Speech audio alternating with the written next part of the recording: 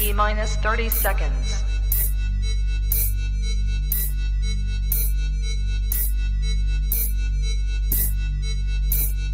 T-minus 20 seconds.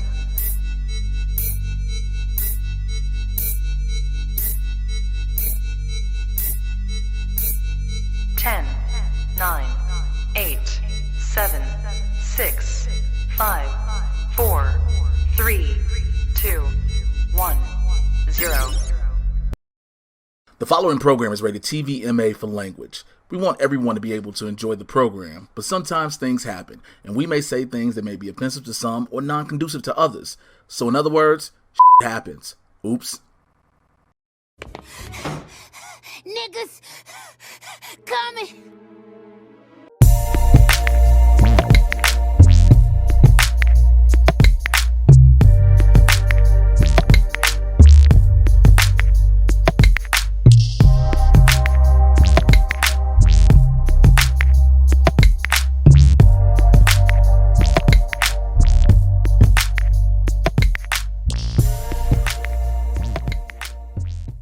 What's good, everybody? I'm Winston A. Marshall, aka TheSwaggyBlerd, and I'm one half of Blerds N The Hood.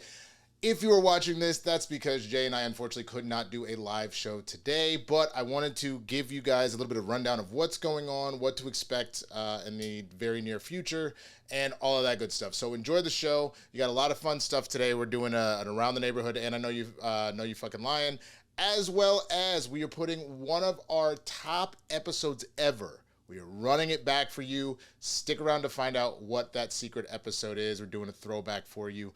But I just want to give you a rundown of the stuff that's going on. First of all, the roast is still happening. We're going to postpone it just a little bit. Jay, being the big shot that he is actually going to be hosting like all of the shows for the Improv that Sunday. So he cannot make it anymore, and Lord knows.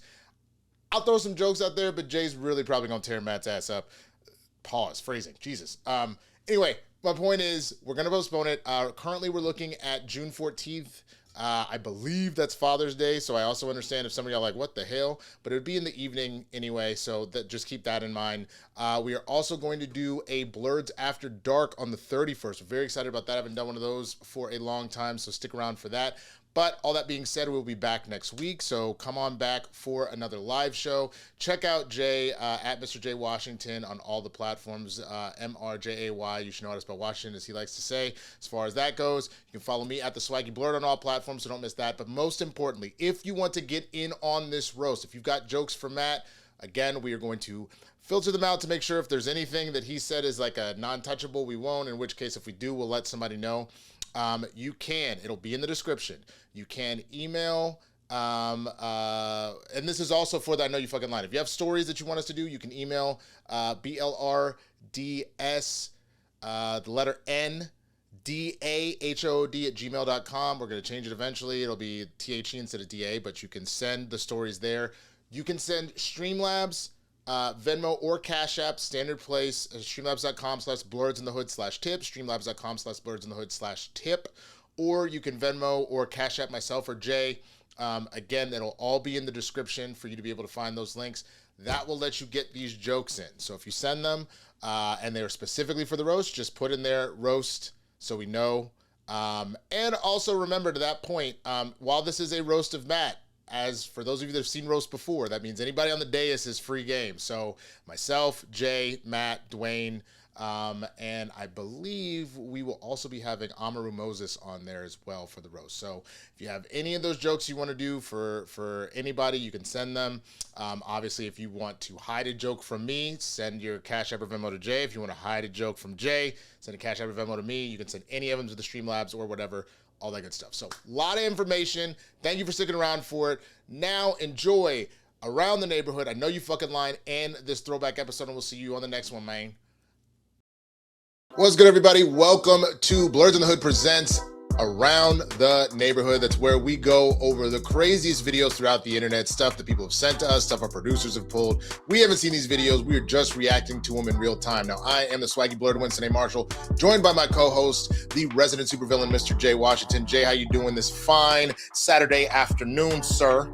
Sir, I would have been better before the news I received before we started recording. I've learned that nothing is real. that nothing matters and that relationships are dead.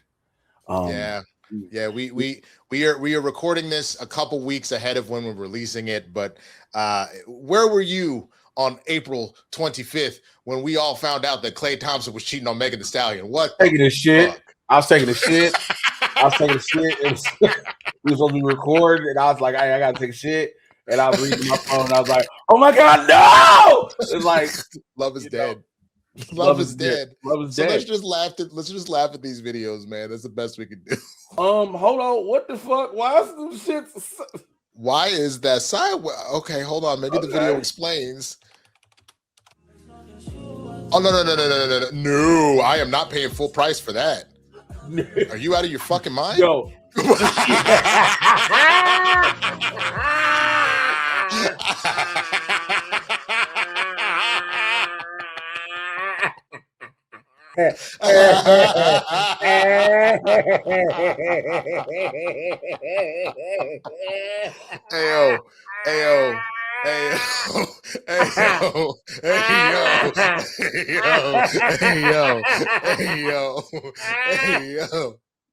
Careful, you idiot. I said across her nose, not up it. Sorry, sir. Doing my best.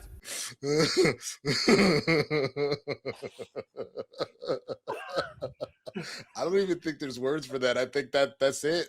I think I'm good. You ready to move on to the next one?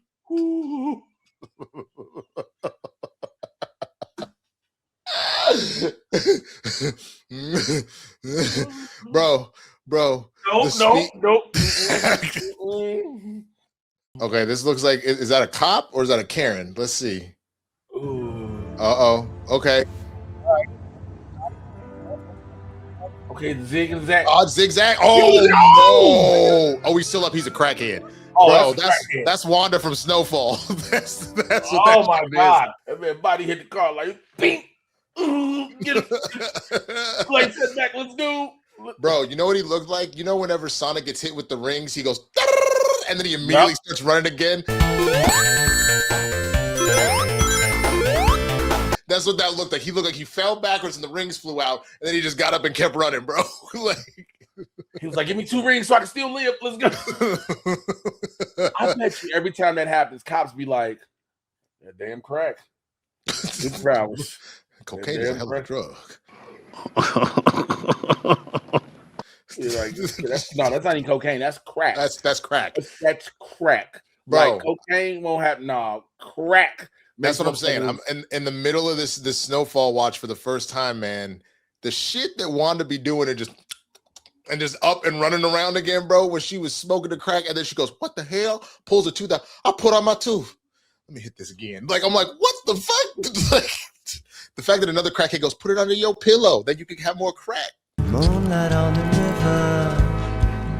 saying my goodbye. Oh shit! Put it under her pillow. I don't even know what this is. Just looking at the. What, a car window?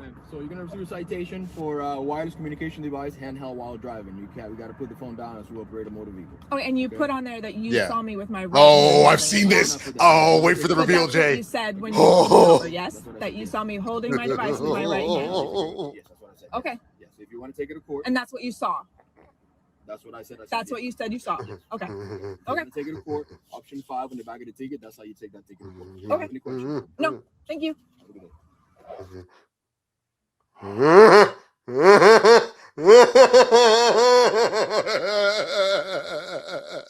Here. Oh, take my hand. Ah, come on. Somebody getting out of that ticket. Bro.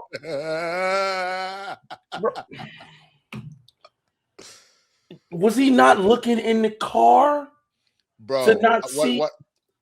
I love every second of that. The speed at which that ticket is getting thrown out is crazy. Because she even clarified. When you play the video for the officer, like, officer, he said Your Honor, the officer said that he saw me holding the phone with my right hand. Your Honor, it don't exist. If the glove don't fit, you must quit. If it doesn't fit, you must acquit. She gonna get away with the OJ defense, nigga.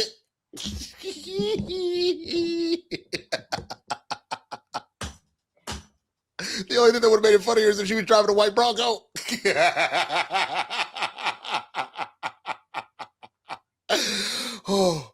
Oh man. Yo, real talk. I gotta give her props, and I gotta give props to that dude that is going to trial, I guess, now for murder that got no arms and no legs, bro. Handy The capable quadruple like a amputee? motherfucker. Handy capable, my nigga. Bro, the fact that there are more and more videos that come out every single day. It's wild the shit that he does. Bro, like he was like, again, driving the car, cool. But he drove the car and then shot his friend who was in the passenger seat while his other two friends, who have their full arms and legs, was in the back, then asked them to help dump the body. And then he was like, all right, fuck it, I got it myself. And then you got to be like, huh? What? Nothing's real anymore. Well, I think it's more that I really need to look at the man in the mirror and what is holding me back from achieving all of my hopes and dreams, because this nigga is out here doing more than I could do fully with both hands and both feet. Like I gotta give him props because he is handling his business. So are you saying that you should maybe No, that's not what I'm saying. I'm saying I need to do better. I need to do better. Okay. I have my own privilege, and I am not using it to better my life. And he's doing everything that he wants to do. He shouldn't do it. Like, maybe don't murder people, but like he is doing everything that he wants to do in life. I've got nothing. I've got nothing. I got nothing. We go to the next video. Can someone help me find this lady? Yes. Okay. Let's see. Okay. Oh no. Oh, bro. Wait a minute. Oh no. Bro, she looked like she just got shrink wrapped. Oh shit. Is she okay? What the fuck just run that back? Hold on. Play it again. Help me find this lady I saw walking in New York. Cause dude, the speed at which she head hit the ground. No. Oh no. Oh no. What my question is, why was this dude recording at the time? What the dude? Oh my god, bro. Her head bounced off the fuck. Bro, she got CTE for sure. Tell the truth. No, she's just a New Yorker. That's all. She's a New Yorker. She bounced back. New Yorkers are tough. They're tough. All right. God damn, dude. That was crazy. Whew, shit. Okay. I don't even know if I have anything else to say other than the fact that, like, bro, do you think she knows she's still a New Yorker? Oh, yeah. You think that this had nothing? She was just down for a minute and you think she'll just be completely fine? She still got to go to work, do what she got to do. So she good. New Yorkers, baby. God New damn. York, ain't nothing like it. Damn. I thought Chicago. How do you say it? Chicagoan? How do you say people from Chicago? Chicagoans. Okay. That will, like, for example, you know how everything's a little like an Angelino and stuff like that. So I wasn't sure. So what are y'all from Dallas? Just disappointment? Dallasites. You were trying to say disappointment, and it wasn't very funny. It was. Was it though? Like, I mean, we got Caleb Downs, nigga. What'd y'all do? All right, this next one looks like I think it's a tattoo fail. Is bro. that a foot or a hand? I'm not. It looks like a foot.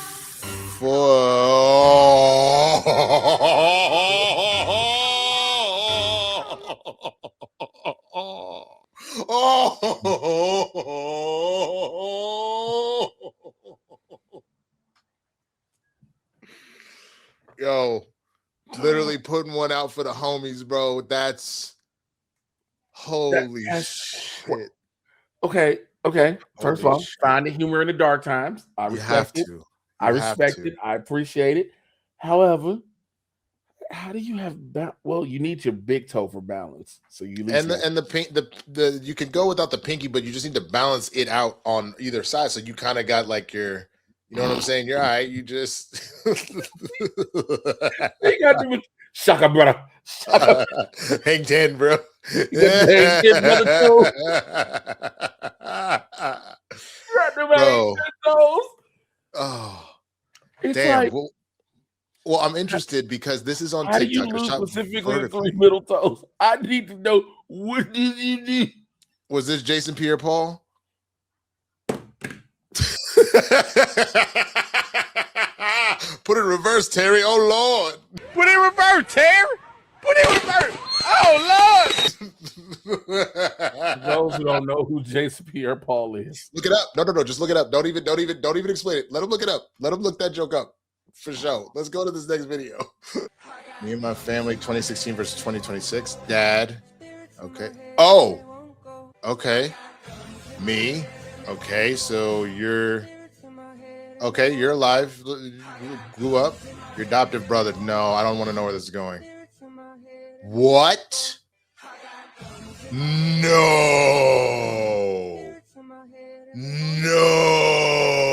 Hey, man. Tell you something. Listen, David. Hey, to the adopted brother. You knew you were establishing the foundation when you were younger. And she, you know what I'm saying, you became adopted. She started seeing you bathe. She was bathing you. She's like, ooh, when you get older, I see what that's going to be. And then, well, we found out what it's going to be, baby. I don't think I've actually seen legitimate, like, Oedipal shit go down except for the what are you doing, step bro type shit on porn. This dude, did he kill his father and then start fucking his mother? But Probably not. Daddy probably just died. Mama got lonely. He came in one day to consult. This is what probably happened. Okay, here's a scenario, hypothetical, of course. Okay, Daddy died, heart attack, life took him out, whatever. Unfortunately, he passed away.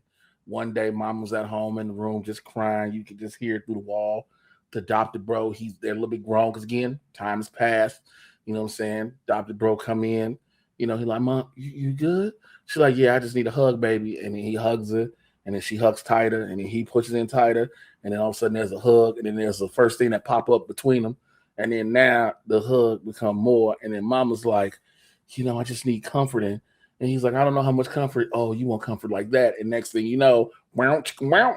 Ain't nothing wrong with having relations. Don't be ashamed of that. Relations is beautiful. And then that's how we have that. I mean, totally hypothetical. Totally hypothetical. What's more disturbing though? Is it this, or is it like all these teachers that are coming out the woodwork with these like 13, 14-year-olds and whatnot? I don't know which. What do you mean? So you keep having these teachers, these female teachers that come up, and then all of a sudden it's like, oh, they done fucked another 14-year-old, whatever. And then they're catching like prison time and stuff like that. Look, I'm one of the dudes who have said this before, and I will openly admit this. Where the fuck was all these teachers when I was growing up? I mean, look, yes, we've all said that. We all remember the South Park episode. A teacher's getting with the student. Oh, we have to stop them right now. And it's like, yeah, you know, he's too young for the Yeah, it's a female teacher and like a little boy. Oh, is she ugly? No, she's actually really hot. Nice. Nice. I just, damn, bro. How the fuck? I gotta check her brain. I'm not surprised that a kid going through puberty, all that shit hitting, you looking at your adopted mama being like, damn, what is going through her brain that she goes, yeah, I was changing your diapers and now I'm trying to marry your ass. Go back to the video real quick. Okay, real quick. Because at the bare minimum, bro, he's maybe what, 4 or 5? So that's what I'm trying to figure out. How old is he? He looks like he's maybe. No, he probably 8. He might be 8. Well, okay, it was 20. Here you go. It was 2016 to 2026. If we're going under the guys here that they're getting, that when he's proposing that he's 18 now, then he was at least 8. And even still, at 8, you're looking at it going, you know what? Yeah, no, I'm down to marry my adoptive son now, bro. Nah, that's fucked up. I think the problem becomes you're still looking at it like, yo, that's your adopted son, adopted mother, and then some people's brain click in and was like, it's only adopted, it's not real. You get what I'm saying? It's the way certain people start to think. Like there's no blood relation. I mean, genetically, yes, it's not a thing, but I have been treating you the way a mother treats a child, so that's not. No, I get it. I mean, there's a lot of relationships that still fucking happens to this day, where there are women who are spoiling these lame ass niggas. But that's a whole nother story for a whole nother day, guys. Yeah, we got to end the show right there, man. Thank you so much for watching Around the Neighborhood. Please be sure to come back every single Monday when we do these. We also have our live show on Wednesdays. We do I Know You Effing Lying on Fridays, all of that. Follow Jay over at MrJayWashington on the social platforms. Follow me at TheSwaggyBlerd, and we will see y'all on the next one, man. Y'all have a good rest of your day. Deuces. What's happening, everybody? We are back. I know it's been a minute, but we are here, and we being Blerds in the Hood are here with another edition of I Know You in Line. Is where we take some of the craziest stories from Reddit and other places, and we read them to you all, and you get our natural reactions to them, because mainly, I ain't heard none of this. Now, maybe Winston has read it. I don't know, which, by the way, is my co-host, Winston A. Marshall. I'm the Resident Supervillain Jay Washington. Winston might have read it. He might not have. Or our producers might have just found them, and now we just read them for the first time together. Fortunately for us, these are all fresh. I've been told that the third story was emailed to us, so this ought to be interesting, man. Which, by the way, the email is BLERDS, the letter N, DAHOOD, Blerds in the Hood. And you're probably wondering, like, why is it Blerds in the Hood? Well, when the show was created, I was like, oh, we gonna be a hood show, so it should be in the hood. And then it kind of stuck. Well, also, I realized recently Gmail will allow us to change that. So pretty soon it'll be Blerds in the Hood. But how about this? How about this? Go in the description if you would like to send in stories that you found that you think are worthy, and we might put them on the show. It's in the description. There is our email. You can email the stories there, and that's where we got this first one. So, not this first story, but this first submitted story. But this first one is directly from Reddit. This is our producers found these first two. Hold on. I got to get my notepad. Your notepad ready. Okay. This first one is called "Am I the Asshole for a Text Breakup Because He's Too Busy for a Phone Call?" I'm going to preemptively say nah. If he refuses to answer the phone, I feel like the nigga ghosted you anyway. So, you know. Okay. Let's see. Breakup. Hold on. Let's see. Oh, come on. Text breakup. Okay. All right. You good? I'm perfect. Okay, here we go. I, 33-year-old female, am currently ending a 6-month relationship with a 33-year-old male, and I'm struggling with whether I'm being a coward for doing it via text. For a while now, my partner has claimed he is too busy to have actual phone calls or deep conversations. He has essentially forced our communication to be text only and strictly at his convenience. So he's an abusive nigga. This weekend, while he was away and supposedly too exhausted to talk, I found out he was actually out at club/partying with friends. He even sent me a photo that made it clear he was in a social setting with other women mere minutes after telling me he was going to sleep. Okay, he's not abusive. He just don't like your ass that much. He has done this before many times, and I excused it due to his past deflection. But now, due to a number of other emotionally abusive behaviors, okay, he is emotionally abusive, from his end, such as gaslighting me and putting me down, as well as making excuses to call me, I'm considering ending it. My therapist pointed out that this is a pattern of power and control, limiting my access to him while he does whatever he wants, which is obvious. Is this that nigga Fit from Fresh and Fit that's doing this shit? Just keep reading the story. I feel that since he hasn't made space for a real conversation in weeks, I shouldn't have to wait for him to be ready to have a face-to-face breakup, especially considering the lies. I want to send a final text, arrange for his things to be moved by a third party, and go no contact. But my integrity is pushing against that fact. I have been with him for 6 months and have also been broken up with via text, and I think it's the worst thing, but considering he's already betrayed my trust, I'm also worried that if I break up with him via text, he could just go and sleep with someone else immediately. He's already doing that. Considering he has already micro-cheated, so I'm holding off for that reason. But is it wrong to deny him a final talk when he's been denying me basic communication for so long? I have given plenty of my thoughts while reading, so Jay, take the floor, sir. Hey, that's the end of the story? Okay. That's the end of the story. Won't even get to the comments yet. I'm just gonna let Jay have at it. So when we started off with this, he was too busy for phone call or text. Oh, wait, phone call. He text only, and at his convenience, I was like, this nigga got a whole nother family. Bro, not even a family. This sounds like roster shit. This nigga has set up. Yeah, you're you're on the roster. That's literally what it is. You're on the roster. He can text you pictures with other bitches. You are number 5 out of the roster. Okay? Bro, she literally is part of only the quarters package, man. She's not the starting corner. She is only brought in with the quarters package. You are a mailroom girl in this corporation. Y'all broke up many times. You were only together 6 months. He hasn't made space for you in weeks because you're on the roster and draft day has happened. Yo, we actually got a real first-round draft pick in this whole girl. You were an undrafted free agent. You were undrafted, baby. Everybody gonna be like, oh, that's so sad. Ain't no sad. This is what I hate about relationships, man or woman, when it comes to shit like this. You've allowed yourself everything said you should have been done with this nigga after 3 months. You 6 months in was like, maybe it changed. Also, now he gotta move things out in 6. How much shit he gotta choke?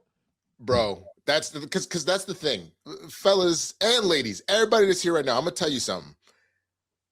People will show you what they think of you and how they like. Now, if you have legitimate proof, oh, this man is working non-fucking stop, all that kind of shit, and you're just kind of starting out, that is what it is. But people will show you if they want to be with you. If he has made it very clear, we gonna text when I say so, only when I'm convenient. All that, this nigga don't respect you. No, he does want to be with you on his terms. Like when he wants you. He does want to be with you when he's got time. Also, you're worried if you break up, he'll instantly go sleep with someone. Ding dong, hello. He's been fucking other bitches from the jump. Like, bro, come on now. I guarantee you, this man is getting it from somewhere. That there's a reason why he doesn't want to talk to you at certain times. Look, musical artists, especially female musical artists, have been putting on game for a long time. Why the fuck you think Destiny's Child came up with "Say My Name"? Say my name, say my name. If no one is around you, say, baby, I love you if you ain't running game. My name, say my name. You acting kind of shady. Ain't calling me baby. Why the sudden change? Literally listen to what has been told to you. But also, yeah, you can say their name. But if you're a real nigga, you know how to do it. Hey, what's up, Beyonce? What's good? How you doing? And your girl's like, who's Beyonce? Girl I went to high school with. We ain't talked in a minute. We were super cool. We were super close. I don't know if that works. If you just say Beyonce, bro, you know. You brought up Destiny Child. Okay, fair. Watch fair. This. Hey, who you on? Somebody called, like you with your girl. You get a phone call. Hey, Kristin, what's up? Shit, just chilling with the homie. Yeah. No, I'm gonna chill later. I bet. I love you too. Bye. Wait a minute. You say with the homie though. You said I'm chilling with the homie. I'm just chilling with the. Because again, if we ain't established. Sure. If we ain't established, chilling with the homie. Then she be like, well, who is Chris? Why'd you say you love her too? I'm like, because we was like that. We was like close, like brother and sister, like homies in school. We always said that. You know how to play that shit off. All that to be said. All that to be said in this story. You've been the asshole staying in this situation, not even worried about the breakup. Damn, the breakup. You weren't even in a relationship. You weren't. And that's the thing. What's wild to me is you're ending a 6-month relationship. I don't think this was a relationship, sweetheart. I think this was a situationship. You're in a 6-month situationship. You were in a booty call. Real quick, because I forgot to get to some of these comments. Let's look at a couple of them. Well, if he won't talk to you, how else are you going to do this? You're honestly giving this man way too much energy. Agreed. Someone said, oh, via Candygram. Someone says, not the asshole. Integrity is wasted on this guy. Text him goodbye and then block his ass. Pretty much.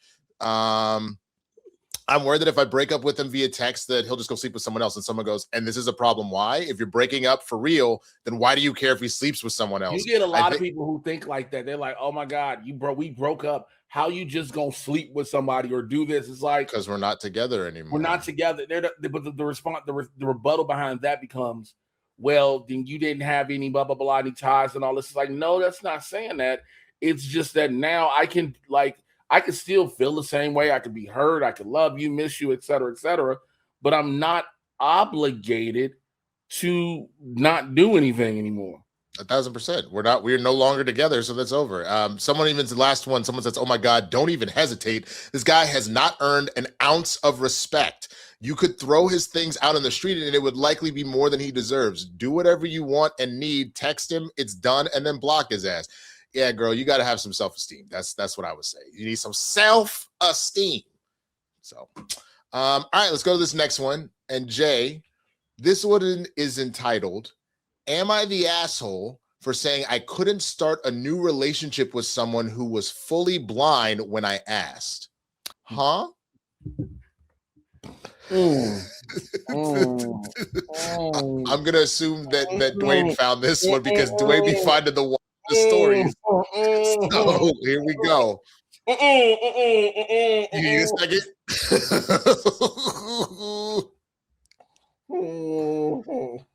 All right. How we gonna ever see eye to eye? Go ahead. Nigga, I hate you. Okay. You can't see where I'm coming from, literally. Get them out. Get them all out so I can start the story.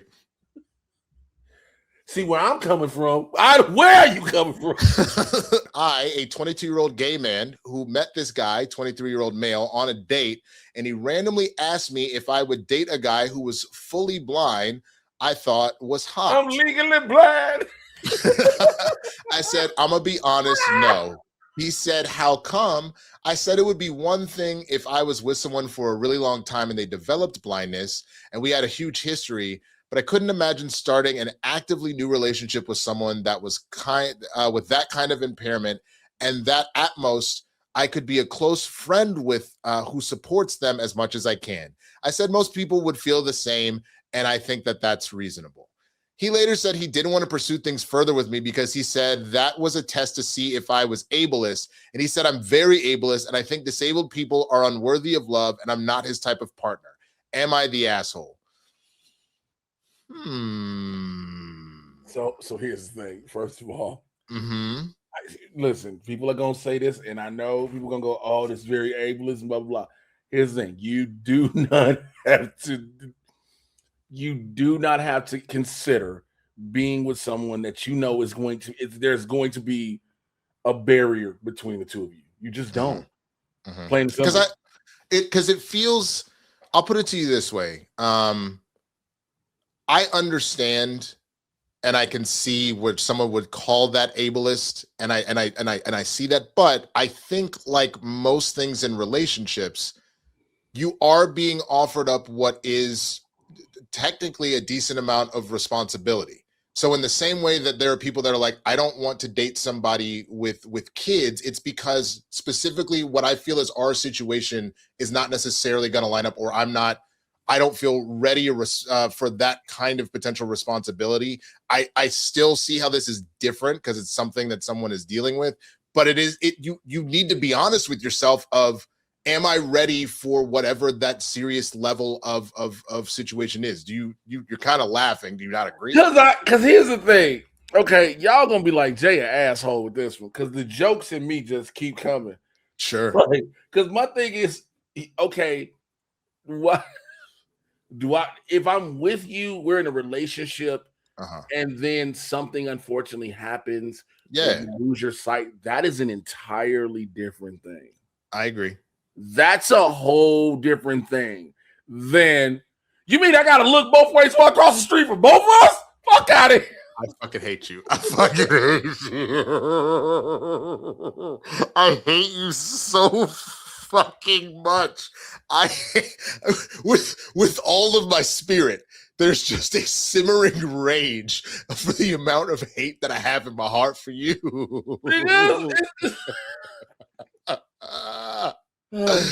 I know it's Okay. always gonna be because we see so many TV shows and movies and read so many stories of there was this blind love, and the person always saying, I don't know if you, the person who's blind typically is this most beautiful person ever. When you see these stories, they're gorgeous, right? No matter if it's man or woman, they're gorgeous. And the person is always like, I don't know if you ever love me, if you can see me. And now they got to take their hand over the face and they go, oh my God, you're beautiful. That doesn't happen in real life. Oh man. I'm for real. I feel you. Because you know the thing that's interesting about it is, again, the whole responsibility element. I'll take it to even a situation as far as like interracial dating, for example. Like knowing that like my fiance is white. Now we had conversations where I was like, I hope you understand what it means if you're going to date a black man, and there are certain things that are going to potentially happen out in society. If you're not ready for dealing with that, then this shouldn't even be a thing in the first place. It feels like the same kind of mentality. You know what I'm saying? Yes. Yes. But there's a different level of preparation, I think. Sure, 1,000%. Because when it's interracial, the number one thing you have to prep yourself with is being hurled slurs, right? But there is still physical danger that may come depending on where you are. Depending on where you are, right? Right. Absolutely. Not dismissing that. There's absolutely, there are times I'm like, man, Winston ain't gonna be able to fight 8 clan members for her. Like, it's times I be like, God damn it, Jay. Bad boys. What you gonna do? Dude, you gotta learn the words. You gotta learn the words. We only do the chorus. The chorus, man. But it's like if you're with someone who is, disabled to an extent, you have to be able to say, look, because now here's the thing. The best example of this is, for some reason now, there is a plethora of videos on the internet, especially Instagram, of people who are in wheelchairs and disabled in supposedly whole relationships now that are showing everybody it's normal. And I think, again, that's somebody who has to see that out the gate and choose if that's what they want. But then you have people who are going to look at that funny and like, well, why are you with this person? What are you trying to get out of that? Because again, there's like, unless a person is considered normal on both ends, then there's no way a relationship is normal. But again, I don't know. If you told me, hey, we're on a dating app, you said, could you date a blind person?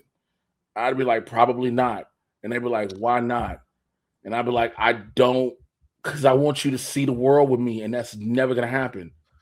Which is fair. I think for me, it would be, or you literally won't that. It's like I don't know if I'm personally, like, I don't want to sound like a prick, but I don't know if I'm personally ready for that responsibility one way or the other. I think that would be my main thing. And looking at some of these comments, so one person says, please stop speaking for most people. You're not the asshole for having a personal preference. And a number of people say exactly this. Another person says, seems like everyone sucks here. You, for most people, would feel the same, and that's reasonable. Him for the test in the first place. Part of his test was pretty privileged since the hypothetical blind guy was hot. If you have a preference, own it. Don't blame others for it and distract from that. Reading comments, you argue a lot of justifications that don't need to be put out there, and many of those responses make you look very shallow. That being said, whether Reddit thinks you're an asshole or not doesn't matter. It honestly doesn't seem like you're acknowledging the answer regardless. Damn. Someone else says, you're not wrong for having a preference, but your wording came off more harsh than you likely meant. Saying you couldn't imagine starting a relationship with someone with an impairment and most people would feel the same can sound dismissive. I agree with that. Like, you're judging their worth and not just your readiness. A better way would have been like, I'm not sure I'm equipped for that, especially starting a new relationship. Bottom line, you're allowed your limits and he's allowed to decide that doesn't work for him. I think that's probably the best answer out of all of them, personally. But it's hard to describe what the best, because again, yes, it's not saying everyone is going to be on the same. Look, we know for a fact everyone isn't going to be immediately dismissive. To think that everyone is going to be immediately dismissive is being obtuse within yourself, right? But the fact remains, we know for a fact people are just like, out the gate, it's a different thing than should something happen along the way. No, I fully agree with that. And I think but the reason I said I think that was the best answer was just from the standpoint of don't put it on other people. It's about you. So if you said, I don't feel that I would be ready, or I don't feel equipped, or whatever, that's on you, and you're owning your own statement instead of trying to just put the whole world on it and see like, I'm just like everybody else. Own your shit. I think that is a fair assessment personally. Gotcha. Let's go. We want to know what y'all think about these stories so far, but let's go to our final story. So this was our emailed story to us. One of the people in the neighborhood sent this in and said, this is a story about their cousin. So let's check this shit out real quick. So I, 28-year-old male, have been talking to a woman, 27-year-old female, I met on a dating app since mid-December. And after months of talking, we recently started hanging out under the understanding that it was as friends. The first time we went to the Lakers season finale with her sister. Next, we spent an evening drinking with her friend. And then we finally hung out one-on-one going to a Dodgers game. During the second game, she invited me to come back to her house, have drinks, spend the night, and cuddle as long as I promised to keep it at just cuddling. When we got back to her house, we hung out on her front porch and had some more drinks while listening to some tunes. After we had a few drinks, If I Ain't Got You by Alicia Keys came on, and she stood up and asked me to dance with her. We danced, and after we finished, continued to drink. Then after a few more drinks, how many drinks did this nigga have? And more slow songs came on. Can You Stand the Rain and Young and Beautiful both came on. So we slow danced some more, at which point she kissed me. Eventually, we went to bed, and I kept my word of no other funny business, even though it was offered. We were both drunk, and I didn't want to cross that line. I'm interested in her and have been since we started talking, but I also don't want to potentially ruin what has been a great friendship so far. Over potentially making a move to explore more, and considering that we were both drunk, were those drunk actions feeding off of real feelings, or was it just normal drunk actions? I don't know. I've been so confused since. Thoughts? You met on a dating app. You met on a dating app. That is met an already green light that like, I get it that you were like, we eventually, once you started hanging out, like, hey, we're gonna, but you started off with the, I could possibly fuck her. She was like, I could possibly fuck him. You're on a dating app. Yeah, that's the thing. It was on a dating app, friend. Like that was the starting point. That's the starting point. Next. Go ahead. Go. I can see the idea of being concerned about drinking, because you put in there a number of times. We had a few drinks, then we had some more drinks, then we had some drinks, then there were some drinks. You niggas have like a Miguel song. When y'all drinking? We had some more. Also, what were you drinking? That's a good question. Were you drinking like Mad Dog 40 or like what? Was drinking wine coolers. Like, was Smirnoff Ices? Like what was it that you were drinking? If this story tells us, hey, we was just drinking White Claws, I'll slap the fuck out you. Like,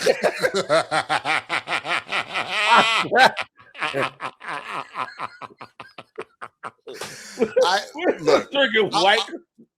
I'll tell a story. I'll tell a story that might help with this just a little bit, man. So the way that I actually met my fiance Kristin, we were at we were doing dodgeball and kickball, right? I met her at a mid-season party.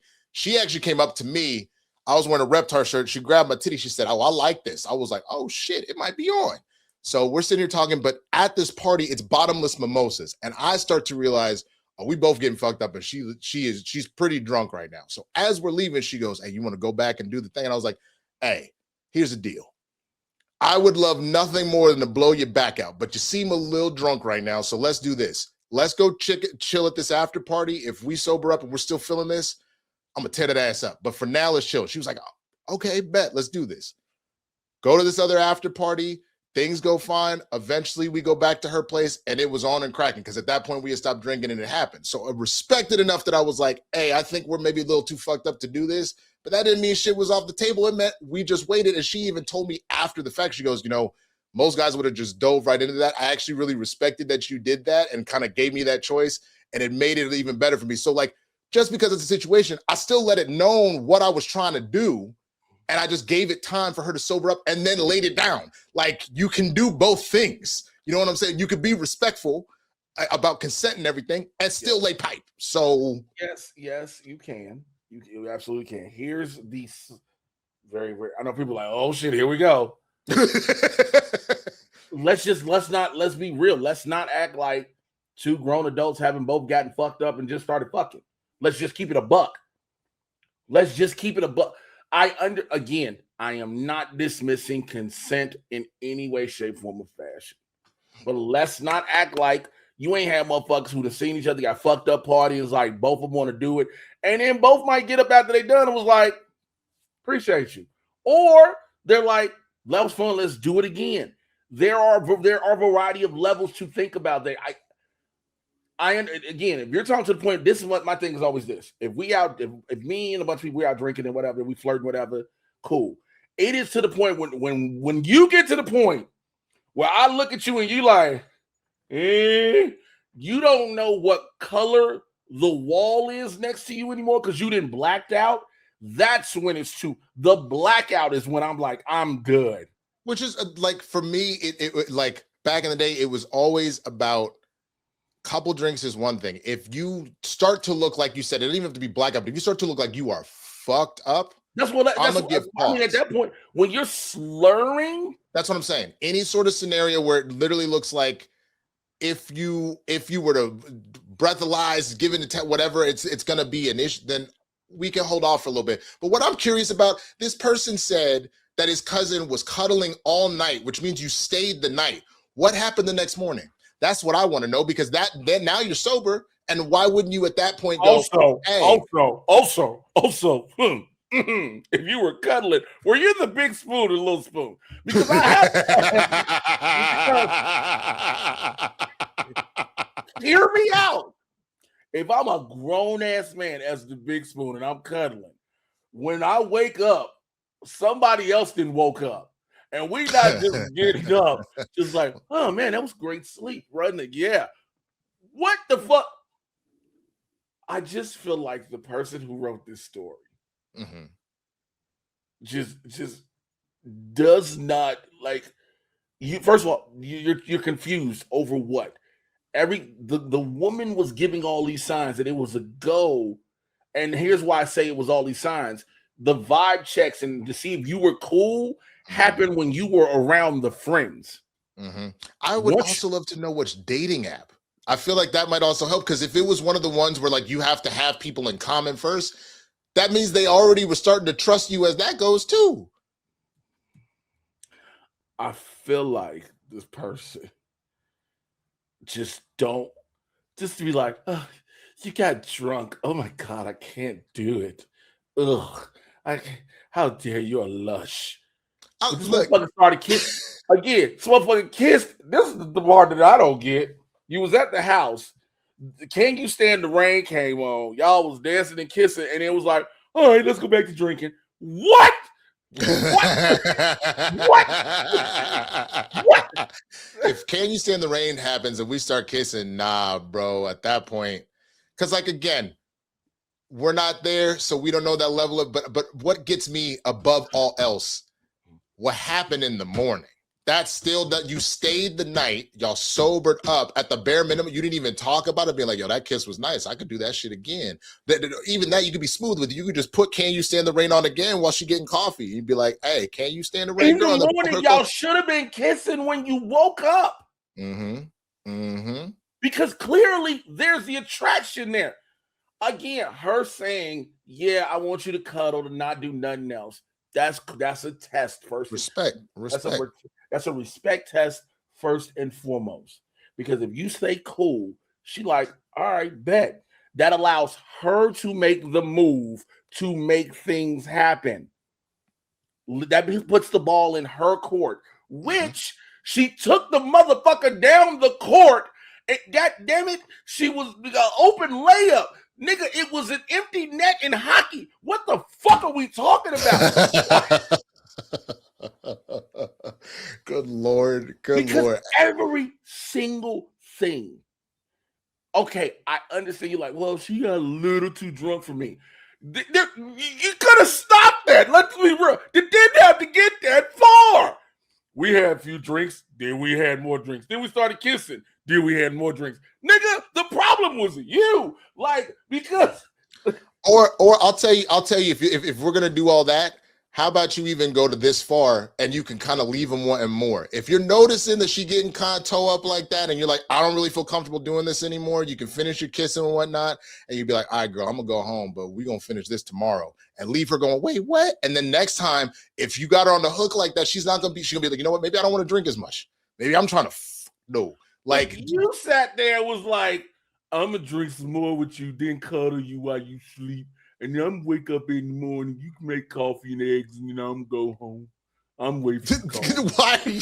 Why are you making this man sound like Opie, bro? Like, what the fuck That's is what going the fuck on? this story is, nigga. There is nothing about this story. Am I the asshole? No, you're the idiot. That's what you are. You're the idiot. You're not an asshole. You're an idiot. You know what this kind of sounds like, bro? This sounds like Steve Carell and 40-Year-Old Virgin. Like bags of sand. It sounds like bags of sand, bro. To be honest with you. Because again, I know people are gonna be like, well, he didn't want to do anything because she was too drunk. We all understand and agree with that. We get it. But what we're saying is, do y'all not realize there was a part that before more drinking happened, everything was seemingly good to go? You got it. Look, I'm gonna tell you this as a retired bartender. You were supposed to keep an eye on your patrons and kind of see where things are going one way or the other. If your aspirations are to spend more time with her and to be intimate, and you know, obviously that like, hey, if people get too drunk, this ain't happening. At one point, you got to kind of shift the focus from we drank into like, hey, girl, come over here and cuddle. Like, come over here real quick. Ooh, let's slow dance a little bit more. Now put the drink down. Come here. Like, there are ways to be like, let's move away from the drinking and let's move more to the intimacy. Here we go. Let me tell this quick story. I was at a bar, right? I was at a bar and I was hanging out. And there was this woman there who I'd met through a mutual friend a while ago. We met, we talked, we were cool, everything. We just sitting at the bar and we're chopping it up. We talking. Now we had a few drinks between us, like maybe 2 or 3, nothing crazy. And we just talking. This is over a span. Now keep in mind, this 2 or 3 drinks is over a span of a couple of hours, right? So this is like you drinking one for a while, another for a while, another for a while. And at one point, it was like, all right, well, you know what?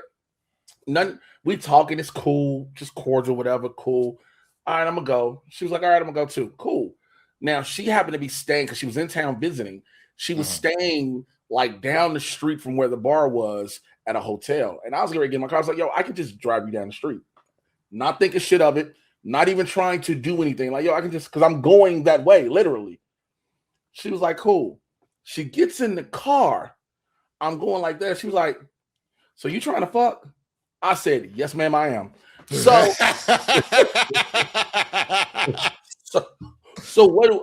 she was like, you got to come. I was like, rubber on deck. She was like, I need to get some lube because of her condition. She needs to have, now keep in mind, she's in her mid-30s, like late 30s, early 40s, like a situation, blah, blah, blah. But it's cool. So we driving around trying to find lube, nigga, which is crazy. CVS, boom. We go back to the room. Everything started going down. Like, cool. She's like, well, you know, this won't be frequently to happen. I said, I'm fine with the moment right now. She's like, don't expect this to keep happening every time I come in town. I said, I'm not. I'm just here right now in the moment. Like, you keep talking, I'm going to be out of this moment. I swear to God. But, like, I'm in the moment right now. We did everything, talk, cool, everything, you know. Found out she couldn't kiss in the mouth because she got celiac disease. I was like, that's terrible because I'm a great fucking kisser. But she would kiss me on the face like a puppy. It was weird. She'd be like kissing and licking me on the face. I was like, my shit's moist. Stop. Like, it was weird. You know how I feel about that fucking word. Fuck you. So I say all that to say, but then after we were done, a couple hours later, we're done. All right, hey, if you come back in town, you want to just to hang, let me know. Cool. Take care, boom. That's it. We done. Everything was consensual. We was good. All this shit. All the signs led up to her asking, you trying to fuck? Me saying, yeah. Do you mean to tell me all she needed to say is, Oh, you did say she tried to put the dick in, but then you were like, you've had too many drinks at this point. My penis does not want you. But when it was kissing during Can You Stand the Rain, your dick should have been like, hey, sir, this is the green light, like a John Legend song. There you go. She asked you to cuddle because she wanted to see what you was going to do. You were good.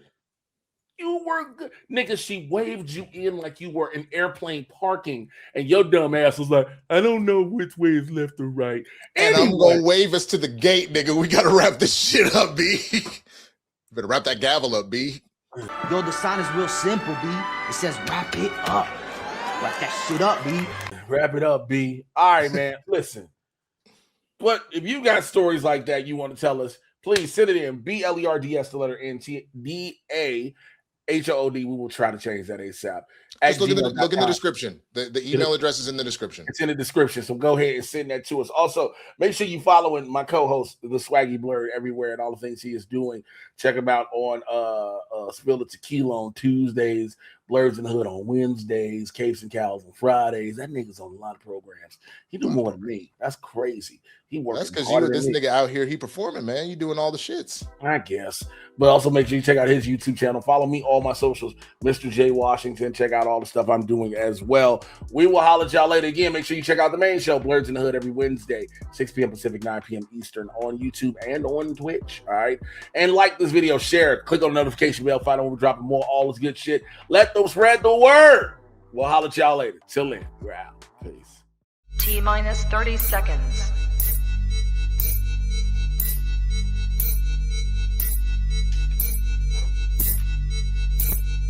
T-minus 20 seconds.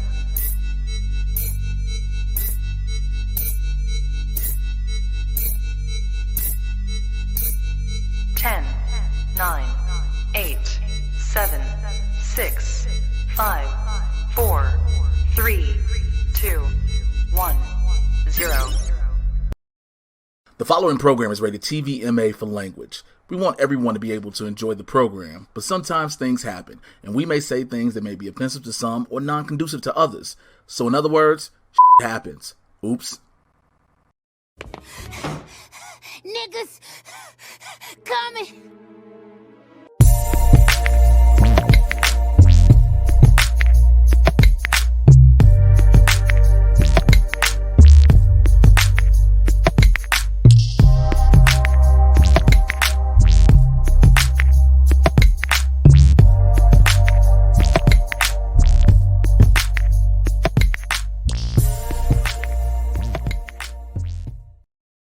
Yeah, that's right. Can I Come help on you? out of there. Let's talk turkey. I gotta speak with you. All right. Your name's Zach, huh? Yeah, that's mine. It ain't gonna be no hunting this year, you hear me? Come here, killer. What up, boss? Watch my back just in case somebody drawing down on me. Roger that. Like I said, it ain't gonna be no hunting this year. And if you think I'm playing, Zach, hey, Boogie. What's up, boss? Come stand beside me. Now, Zach, let me step up to you when I say this here, buddy. We ain't Santa's reindeer, cuz we really out here in the street with it. Dodging bullets from people like you. Step up, killer. Roger that. You took my uncle from me last year, Zach. My uncle raised all four of us. But it's only 3 of y'all, bud. Say, Boogie. Yeah, boss. Step out to the street and goon call for me one time. Yes, sir. You gonna learn to stop playing with me, Zach. Like I said, it won't be no hunting this year. Sound off! Uh-oh. Ready to go when you ready to go, boss. Like I say, I got him everywhere, bro. I'm a real goon. Say, killer. Yeah, boss. You think he the one that shot on Becky last week? Could be. He the one. Let's go look in the freezer, homie. And if you're thinking about following us, Zach, just know my boy Boogie trained to go. Ain't that right, Boogie? He see it in my eyes. And oh yeah, before I leave, Zach, if my onion in your freezer, we about to tear this sucker down. You ain't lying. Let's go, bro. Want me to go to the back? Nah, just come with me. Y'all just have y'all way. Bud. Yeah, boss. One false move, knock his block off. You ain't say nothing but a word. Yes, sir. One false move, you heard what he said. I'm in charge now. I ain't nice like boss. What that is you reaching for? Hey, he got a gun. Hey, y'all come on, y'all. Got a gun like that. Crazy, he got a gun. He got a gun for real. Wait a minute. Hold up, bro. I know y'all ain't I ain't running, trying to man. die over you trying to. All right, here we go. Hey, what up? What's going on, everybody? So episode 176. Okay, if you're gonna be a bitch about this. No, wait, you do it. Welcome to the 176th episode of Blerds N The Hood with the Swaggy Blerd Winston A. Marshall. And your Christian devout person who was giving his honor to God. Supervillain Jay Washington. Yo, so if you couldn't tell already, so for those that are just joining us for the first time, last week on Blerds N The Hood, last Tuesday, we raised a little bit of money. If we hit a certain goal, we were going to try the Taco Bell wings. Turned out the Taco Bell wings sold out faster than the PS5. So we were like, we got to come up with an alternative. Ain't no we, nigga. You came up with this. No, we needed to because we had the honor. You the one was like, oh, let's do the hot ones, and I was we like, had the honor. I know we had the honor. So in order to honor the fans, to honor the neighborhood, we decided to do the hot ones challenge. Now, I can't read the comments from here, so you have to do that, right? Yeah. So we're gonna do the hot ones challenge. Now we're not gonna do a full one that you see on the show, but we are. Hey, Bad Wallace said, "You motherfuckers got their ice cream ready to go." That's what I'm saying. We'll get through all of that in just a second. So we're gonna do the hot one challenge today. We're gonna do 6 sauces. Now these. Blue Girl 718 says we need to buy shots of ice water. Okay, so we're gonna get to all of this, right? All right. So give me a second on the comments, so I gotta finish explaining the rules real fast. So first of all, these are real sauces. Shout out to my boy Dom. He'll come in the room in a little bit. You'll see him. He's got the wings and all that good stuff. I baked him. He had the sauces because he used to work on the show. So these are legitimate sauces from various seasons. He'll talk us through it and all that kind of stuff when he comes in here. If Dom's okay with that, he can hear us. So hopefully he's all right with that.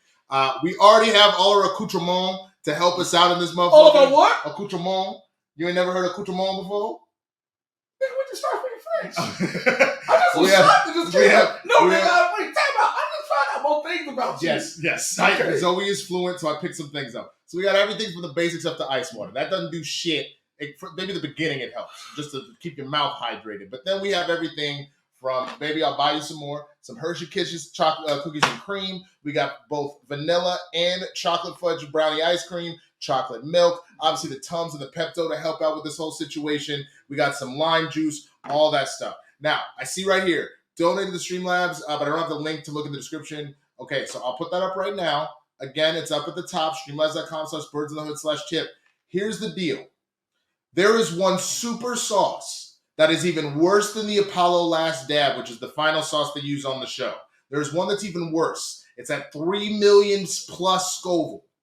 If we hit $1,000 today, on top of all the bullshit we're already doing, we will do the most ridiculous sauce in the house that we haven't poured up yet. Jay is not happy about this, but he agreed to it. If we hit $1,000 today, we will do the absolutely fucking absurd sauce. All right? So those are the rules today. Here's what we're going to do. For every story, we're going to go ahead and bite into another wing. We're going to talk about a story, we're going to move into another wing. It'll be roughly about 10 minutes apart for this. This might be a little bit of longer episode, so you need to put the babies to bed. Might be the time, but some of your favorite sauces are happening. It's about to go the fuck down. So Jay is going to be on the 1s and 2s as far as the comments and the Streamlabs. I'm able to... Shut the fuck up. Winston A. Marshall. My nigga. A nigga moment. Man. Nigga. My nigga. What you been doing? All right, so what have I been doing? Other than prepping for this all day, man, Mercury is for sure in full retrograde. I found out today that I no longer have a job.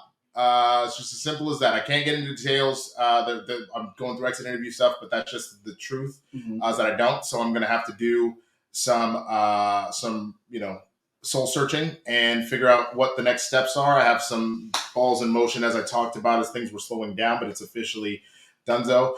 So now it is taking those next steps. Yes, I got a haircut for those that didn't notice. That's a whole acting thing and shit going on. So there's that.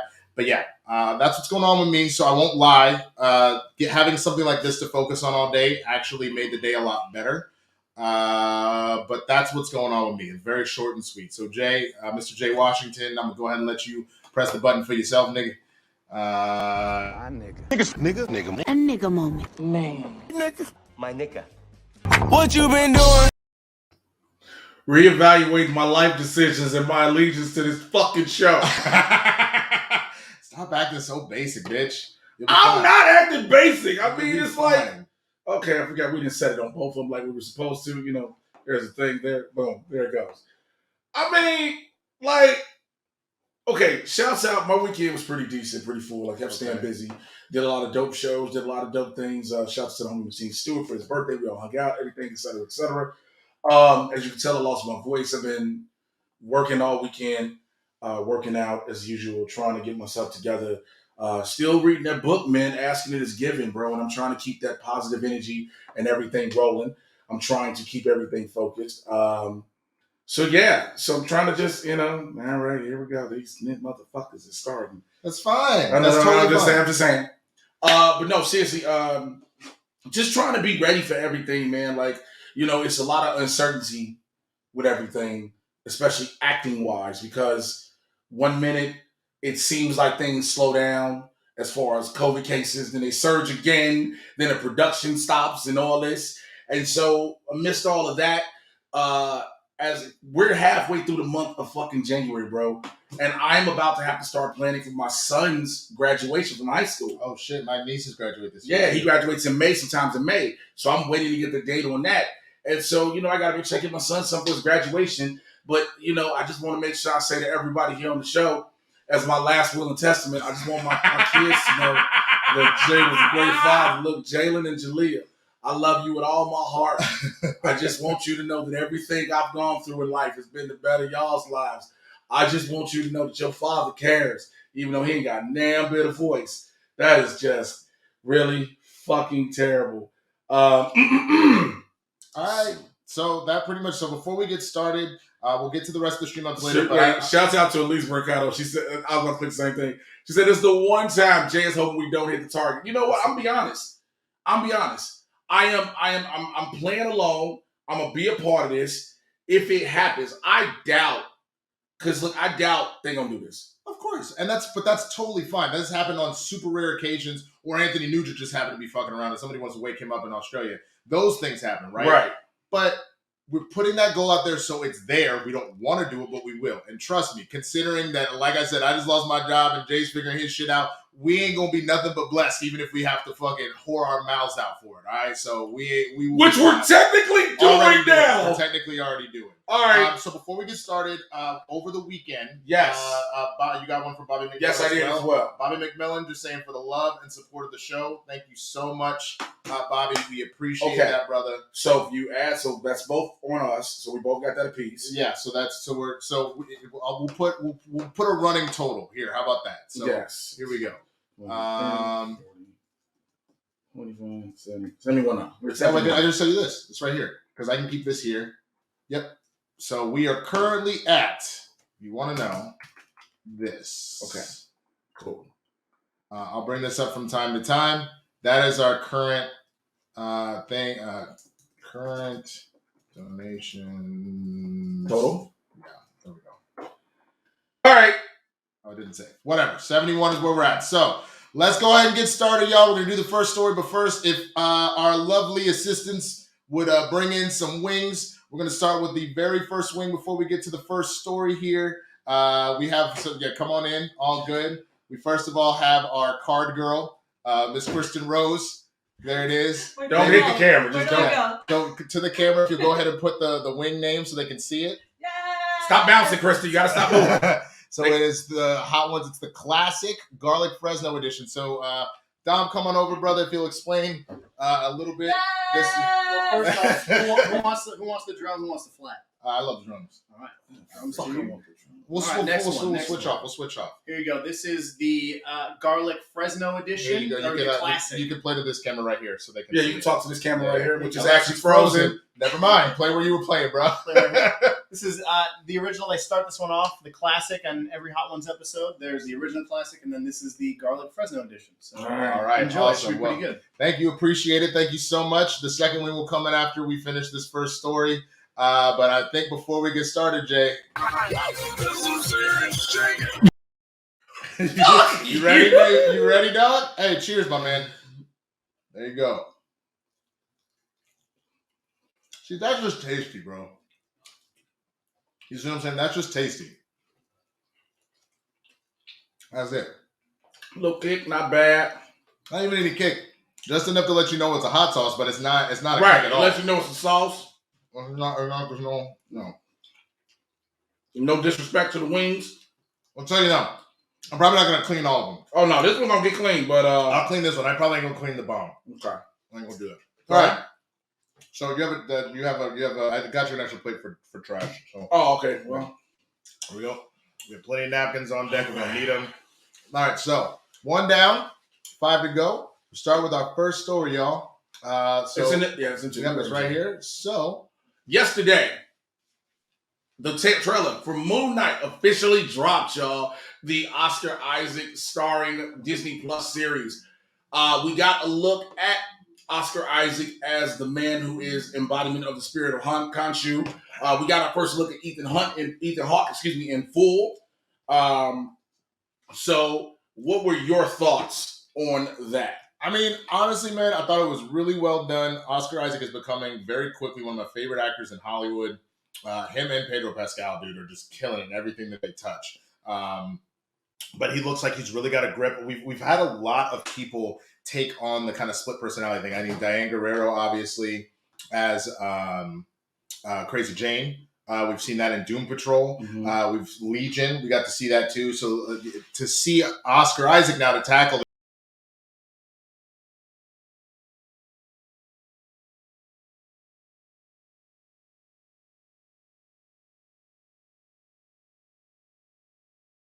They just got 2 more cash apps.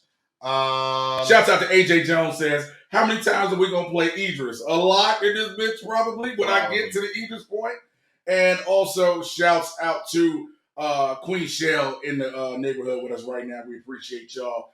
All right, can somebody bring us shot glasses on top? Oh, no, we're not doing shots. Oh, no, fuck that. We're not doing both shots and fucking. Okay. I didn't know what this was. Dude, do you want to throw up? You're not throwing up in my office. Oh yeah, we're making an exception today. There will be no shots today.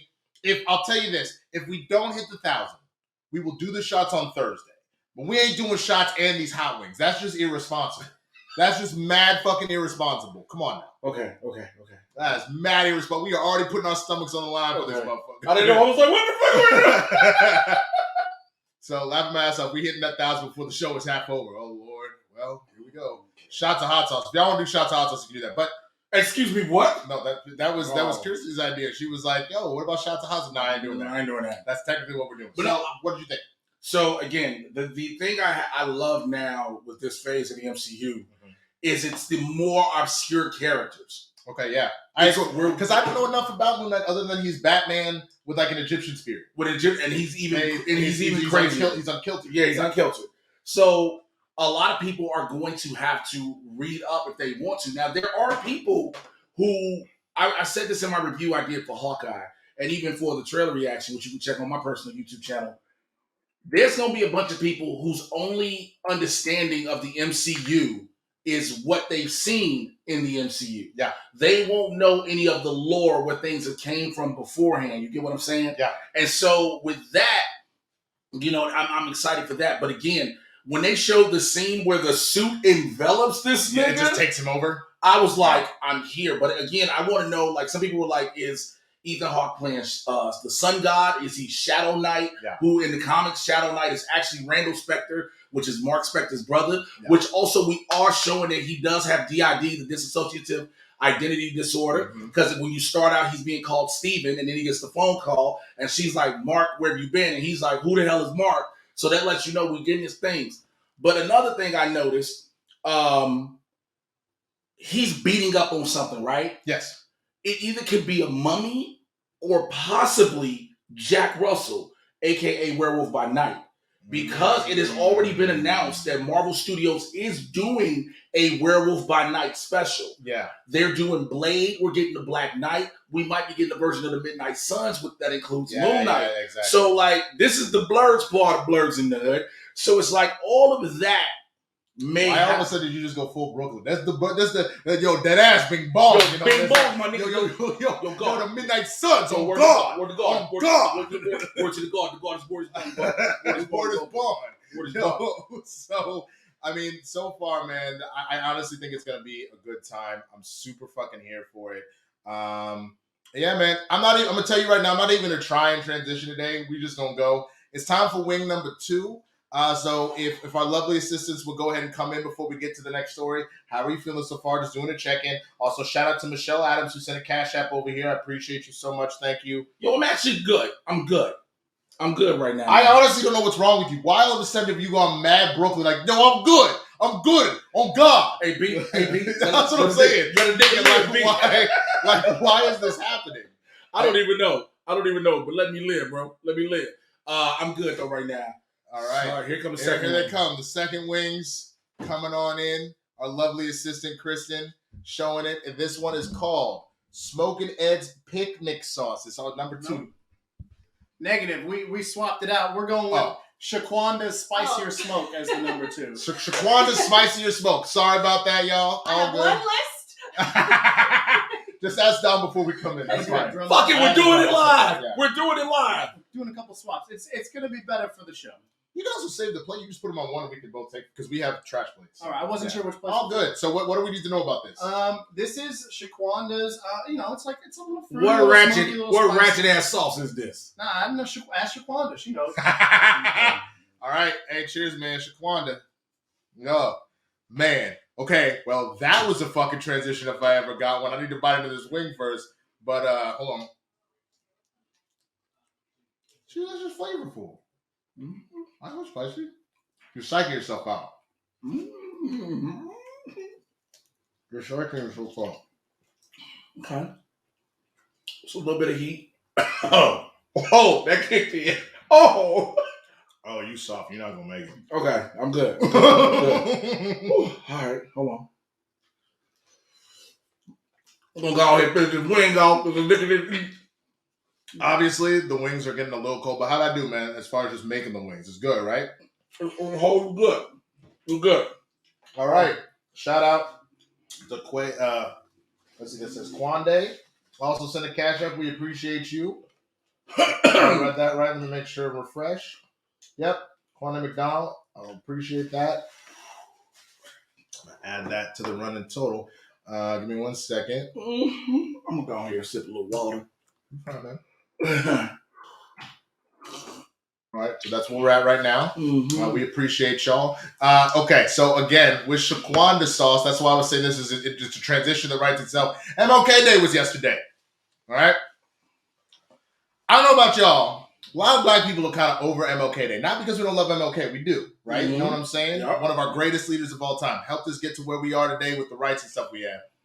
We got a problem with MLK Day because white people insist on using the white people that don't give a fuck about black people. If anything, they kind of hate us. Love quoting this nigga. Taking the wrong quotes. Also, my biggest thing is the man did more than the I have a dream speech. Yep. You know what I'm saying? The biggest thing to let people know, like, there are other speeches. And also there are speeches that directly where he calls out the white moderate and different white people and the injustices in which black people face. I actually had to argue with the dude on Facebook yesterday about it because he's a hellified anti-vaxxer. Okay. I said, hey, bro, y'all gonna have to stop that posting MLK quotes to try to use it to justify your bullshit. Yeah. He was like, because this is the thing about there's something about unjust laws and speaking on it. I was like, bro, you're not going to use that to be an anti-vax statement because he's talking about the conditions in which black people were dealing with back in the 60s. And so dude tried to be a smart ass. Oh, should I ask you about any time I want to use a quote? I said, nigga, when it's with a black person, yep, get a reference. And I'm not talking about one of them shoe shuffling ass coons either. So that happened. And again, it's been a frustrating thing. I even said it on Twitter. I'm kind of over it because of that. Yeah. Because of that. Like, that's what I'm saying. I don't have anything wrong against the thing, but this is against the day and celebrating Dr. King. But this is our issue. So, for example, you want to see someone who got straight bodied? Kristin Cinema decided to tweet out, today we remember the life and legacy of Dr. Martin Luther King Jr. MLK Day. Now, if you notice, she got completely bodied with the quote tweets and the retweets. Nigga, the ratio Olympics told her ass. What you can't see here, because this is a screenshot from the computer, is just the pure comments. There are over 50,000 comments of being like, bitch, why are you over here stopping voter rights for black people, you disgraceful motherfucker? Yep. She got bodied on Twitter, bro, and it was honestly one of the funniest things I have ever seen, just because her and so many others, like Greg Abbott said some shit. Yeah, everybody was like, nigga, if you don't get your ass. Hold on, I'm gonna see if I can pull it because Kristin actually retweeted it, and I had a good chuckle when I saw that shit. Hold on, hold the fort for a second while I look for this thing. Okay, because I thought I got some more stuff in here, but I didn't. It's just that you cannot sit there. The past 7 years, if anything, have shown what people have already known about the racism, the segregation, the hate within America. It's embedded in America's DNA. It's in our fabric of the country. I always have said that. I always will continue to say that. And so to have people who are actively fighting against voting rights only because a historical number of black people turned out to vote against them. Yep. That is literally why we're in this position.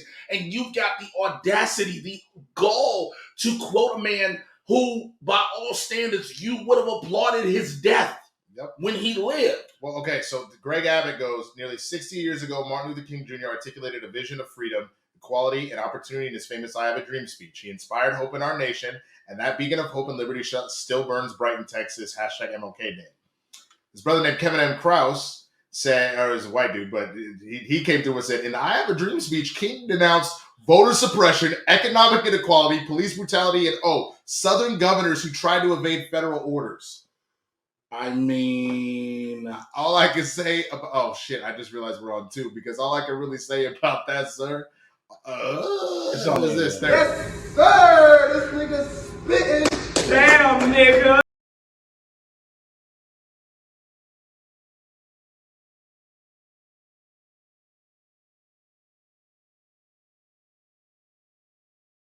Let y'all know every 100 we hit, okay? Kazra, our homeboy, who's playing, he said, I'm playing along in the living room and I want to try the spiciest extra sauce.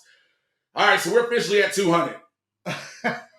We are 8 away from trying Satan's Sweat.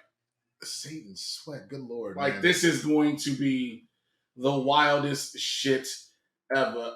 Let me go. I didn't open up that. I got to open up the run sheet because I realized I didn't have. It's all good. Well, there's one more. Remember, there's one more. One more that we wanted to get not only did Kristin Cinema, Greg Abbott, and many others have the nerve to say it, but guess who had the biggest fucking nerve?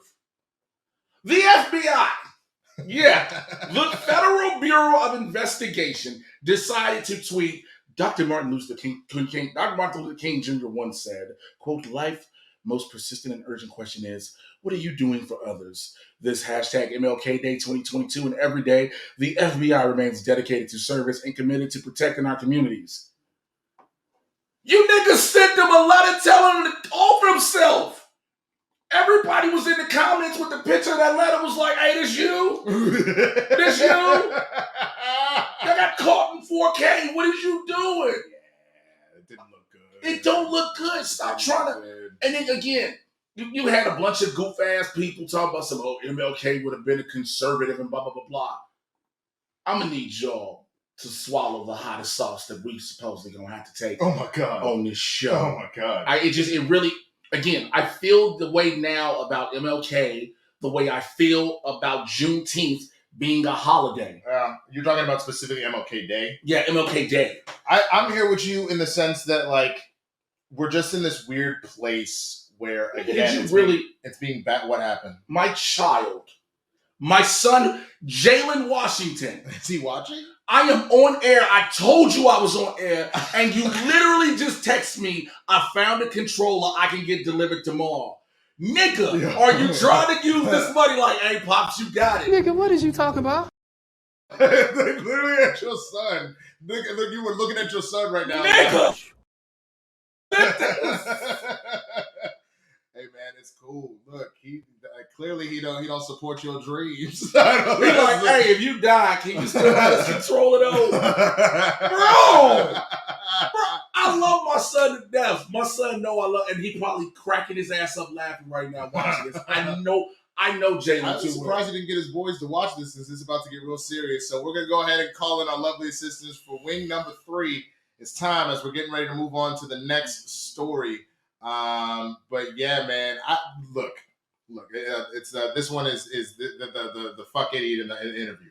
If you're trying to, I just want to have it. Okay, no worries. All right, y'all. We'll wait for the wing. We'll wait for the wing. Let's read some of these Streamlabs and Cash Apps. Again, Quande McDowell, thank you. Michelle Adams, thank you. We had Castra, Kirsty already. Thank you so much. Delisha Renee, donating so y'all can get milkshakes after the show. Appreciate it. Wee Man Wade. I got $1 for the JWPP, but I got my first commission check, so I'm definitely going to keep giving today. Appreciate that. Blue Girl donated an Alberto Rios, throwing a good luck. Appreciate all of you. So wing number 3, here we go. It's the next sauce called the Devil's Anus. Please God tell me it's not called Ginger Goat. It's called the Ginger Goat. It is called the Ginger Goat. Also looking real nice in that sequin dress, baby. You ain't gonna be able to. Here's the thing though. He ain't gonna be able to fuck eat no pussy out these wings. I can't. I'm not gonna be able to touch Kristin. You ain't even doing that. So she just gonna look good like a snack, nigga. A snack you can't have. Appreciate it. I got drums for both y'all. Thank you, man. So tell us about the ginger. This is the ginger goat. This is a ginger pineapple sauce, little Scotch bonnet, I believe, in there. Ooh, I love me some Scotch bonnet. First off, I do want to give a shout out to Stephen Kirsting. He's in the comments. He's the DP of Hot Ones. He's shit! Hell yeah! Yo, appreciate you. That's what's up. He's the hookup here, and also to my girl Tia Hoover. Hey, I'd also like to say we knew. So shouts out. We knew that we're not big enough yet to be, to be invited as a guest on the show. Yeah. We get it. So the Blerds was like, yo, we're going to take this to the hood with a nerdy side and do this. How many Scovilles is this motherfucker? Oh, do you really want to know? Nope. Do you really want to know? 55,000. 55,000. Well, that's sweet. That's good. Pineapple make it good. Mm-hmm. That's delicious. Careful you don't let it hit the back of your throat, but it's fucking delicious. I'm here for it. I'm enjoying that. I'll put that on some regular shit. I'm like, for real.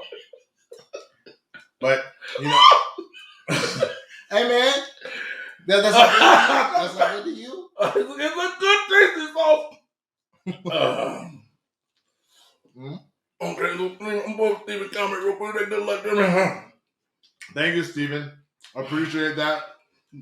Y'all are doing the damn thing. Mm-hmm. Okay. Here we go. That was delicious. That was actually less spicy than the last one. The last one was spicy. It's because of the sweetness. You know what I'm saying? Oh, man. Okay. All right. Well, that may have been less spicy, but I'll tell you what just got hella spicier. Fucking Josh Whedon's ass did a goddamn interview. And, well, Jay, you want to fill everybody in as to what happened? So, Josh, are you good? Yeah.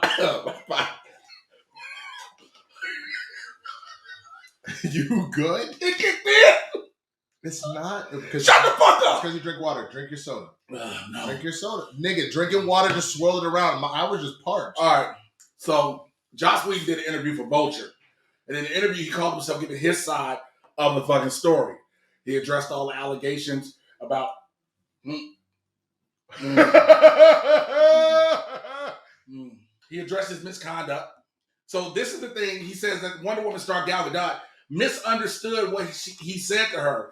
And he said about, because remember, she said he threatened her career, right? But his reason is, quote, English is not her first language, and I tend to be annoyingly flowery in my speech. Nigga, what?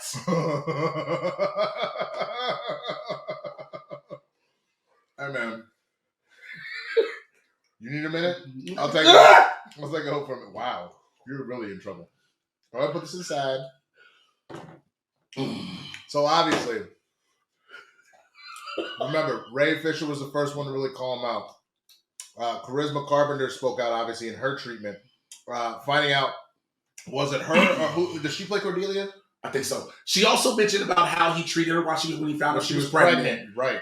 But one of another things and he also talked about how when he was on set for Buffy, how he had to have sex with all the PAs and everything. And he said he felt powerless, that he had to, because there were women he couldn't get when he was younger. I just don't. On the one hand, I sort of understand if you're saying in the terms of like, oh, this is an opportunity. No, you don't have to do anything, you crazy bastard. You don't have to do shit. You're fine. So, I don't know, dude. I feel like all this did was dig a deeper hole. Well, put him in a deeper hole, dog. The thing even became where he mentioned Ray Fisher. One of the things he said about the reason he took Ray Fisher's scenes out of the movie was he felt that Ray Fisher was a weak actor. That in itself raised a lot of comments because, of course, it made Ray Fisher speak out again. Now, whoa. I saw that. Hold on. Let's do the math. You do the math. Yeah. I got it. Go ahead, Jay.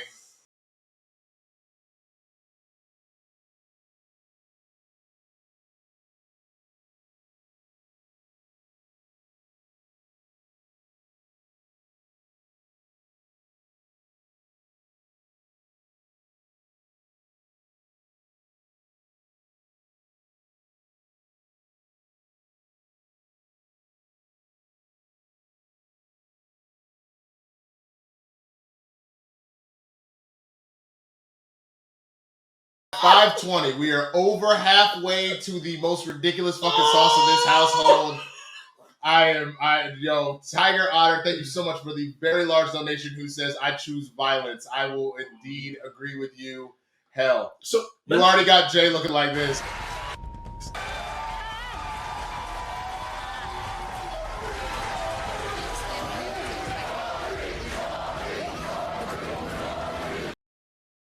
So one of the things that Ray Fisher accused Joss Whedon of was lightening his complexion in the film.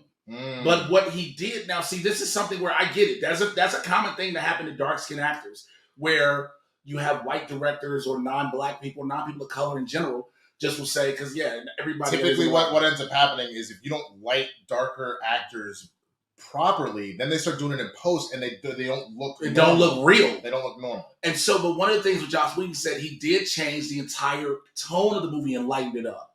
So this is true. So again, let me make sure I clarify this early. Joss Whedon's an asshole.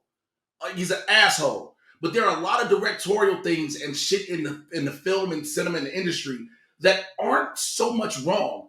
Again, Warner Brothers brought him in to replace Zack Snyder after, as everybody's told, the untimely suicide of his daughter, right?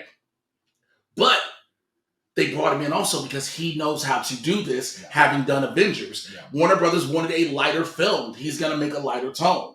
Now, when it comes to lighting up his skin tone, that's bogus. Now, the thing about Josh saying Ray Fisher is a weak actor. Here's the issue I've had with a lot of people who've tried to just go back and forth with me. Again, yes, asshole, A100.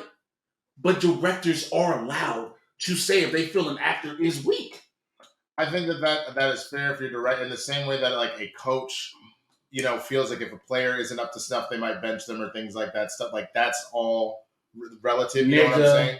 Nigga, JL Jackson 78 say Ray Fisher did kind of look like Sammy Sosa in Justice League, nigga. Come on, man. Sammy Sosa, nigga. I can't with you. I can't be a part of that. I can't do it. So, but I think everybody was like, oh, well, he doesn't have good taste in actors and blah, blah, blah, blah. Here's the thing. Joss Whedon didn't cast the cast. He didn't cast the cast. He came in. It's essentially like a coach, for example, that's brought in before they're allowed to do any draft picks and stuff. Yeah. You know what I'm saying? They're like, they got to work with the team they're given, and then they can make changes over time. But with the movie, that's not quite how that works. You got to go with what's there if you're taking over the film, unless you start from scratch, which is not what they did. They had him shoot the rest of the movie and move on. And again, some people are like, well, he made the best part of Zack Snyder's Justice League, et cetera, et cetera. And again, as the viewing public, we all are entitled to that opinion. Nothing's wrong with that. But just as Joss Whedon as a director, as in any other director, that's another thing. I need people to not act like this is not a thing that does not happen all the time when properties change directors, writers, all these things. Well, maybe not the writers so much, but the directors definitely, because originally it's not their eye for the property. Yep. That's very, very true. All right, it's time for another wing, y'all. We're going to have our lovely assistants bring another one in for us. This would be wing number 4? Wing number 4. So we're getting up there again, but now remember. So this one is going to last us through we're going to do 2 wings with this one. Just the one. Oh. Because then we'll do the next story. Then we'll go through, we've gone through the Streamlabs, so we might detour and just kind of, trust me, we're going to need a little time. So come on in. This is wing number 4, the lovely Kristin with it on the board here. This is, what is it? Oh no, the microphone. Okay, so do me a favor, baby. Just set that back up. There we go. All right. Cool. Pucker Butt, tell us, what are we dealing with here? This is the Pucker Butt Chipotle Express. Now that we're over halfway I did not tell him no, that was what a joke. He put it back in. He let him handle this. Okay. That's what he does. He done got this. You're fine. Calm down. You'll be fine. Don't worry. Okay. It's quick and it's done. Okay. It's hot and then it's not. So what do we need to know about this? It's spicy. It's like a firework. It's gonna blow up, be hot, and then it's gonna settle down. You'll be fine. Cool. What's the Scoville on this one? The Scoville on this one is around 669,000. What's that bad? No, just it's under 1 million, so you're good. Cheers, bro. Time out. I'm gonna need y'all math to kiss my ass. What you mean? Did you hear Doms go? Man, it's 665,000. Yeah, it's less than 1 million. It's fine. Yo, cheers, bro. There you go. Pucker Butt. I'm not biting to this bitch directly. Fuck you think this is? Oh, it's tasty. There it is. There it is. Oh shit. I see what he means. It kind of tastes like Pop Rocks in your mouth.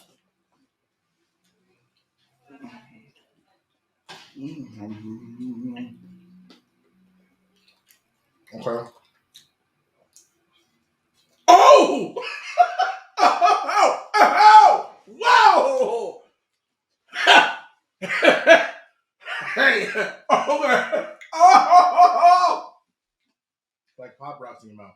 Drink your soda. I'm talking to me! Talking to people!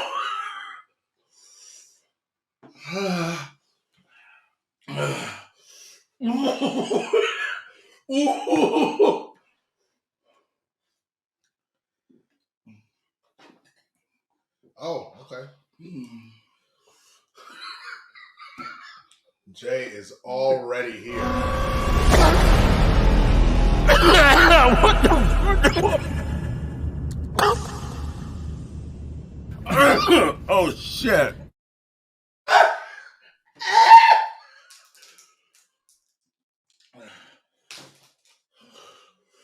Go ahead and open this up. That's why we haven't been invited on the show. I'm good. Goddamn thug. You want some ice cream? Mm-hmm. Here you go. I'm a fucking thug. That will pucker your butt. That's for sure. Yeah, it is. It's honestly not that bad, but that will pucker your butt.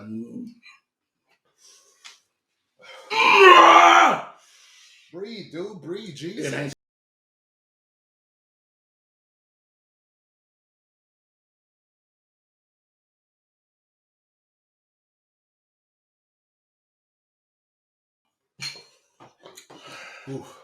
Attleboro Rios. Going in another hundo.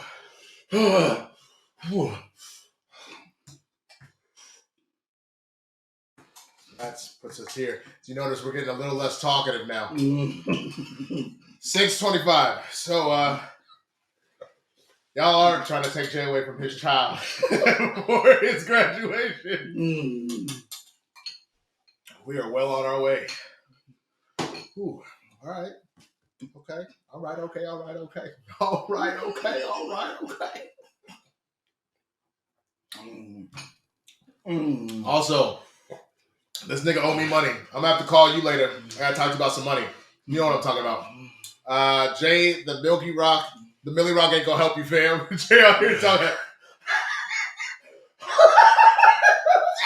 Amaru, I might hit you up after the show. It might be tomorrow. We'll see what happens. What happened? You need some more? You need some more? Here. Here's the scooper. Nigga, you just gonna drink it? Here's the scooper, bitch. This nigga just slurped the ice cream out the carton. Can't take your bitch ass nowhere. You know who else we can't take fucking nowhere, nigga? The motherfucking Cowboys. Some more bullshit. So, NFL playoffs started this weekend. It was wild card. 86 said. No, I wouldn't hate you. It is what it is. We said we do it, we do it. And now this is what I'm saying. It's already over. Really? It's already over. It's kind of lingering a little bit. I know the last two. That's gonna suck. I'm gonna warn you now. Nigga, I'm sweating, bro. Already? Nigga, that's you hilarious. too? No, am I? Yeah. No, I'm not. Got a little bit of perspiration. Well, no. I'm chilling. All right, so wild card weekend happened this weekend, and here's the thing. There were only two close games, one of which actually looked close, and the other of which that didn't really look close until the very end. So, started off with the Bills completely mollywopping started off with the Bengals beating the Raiders in a very close game. It came down to Derek Carr throwing an interception at the last second. The Bengals won their first playoff game in 31 years. After that, you had the Bills and the Patriots. The Bills beat the brakes off the Patriots and now everybody's out here being like, you know what? Remember when everybody was like, oh, is it Belichick or is it Brady? Is it Belichick or is it Brady? I think we kind of got the answer. It doesn't mean that Belichick can't get back to that glory, but let's be real. Brady is out here killing these motherfuckers. As the Bucs trounced all over the Eagles. Now, here's the sad part. We were the only home team to lose a game during the fucking wild card, unfortunately. We lost to the 49ers. They were clearly an inferior team, but we didn't play like it. We played like some bitches, and we fucking lost. And it came down to a last-minute quarterback draw that I want to talk about that lady's face. A lot of the Cowboys fans. Nigga, I just want... And I don't know what to tell you when we get to the next one, man. Next one is, yeah.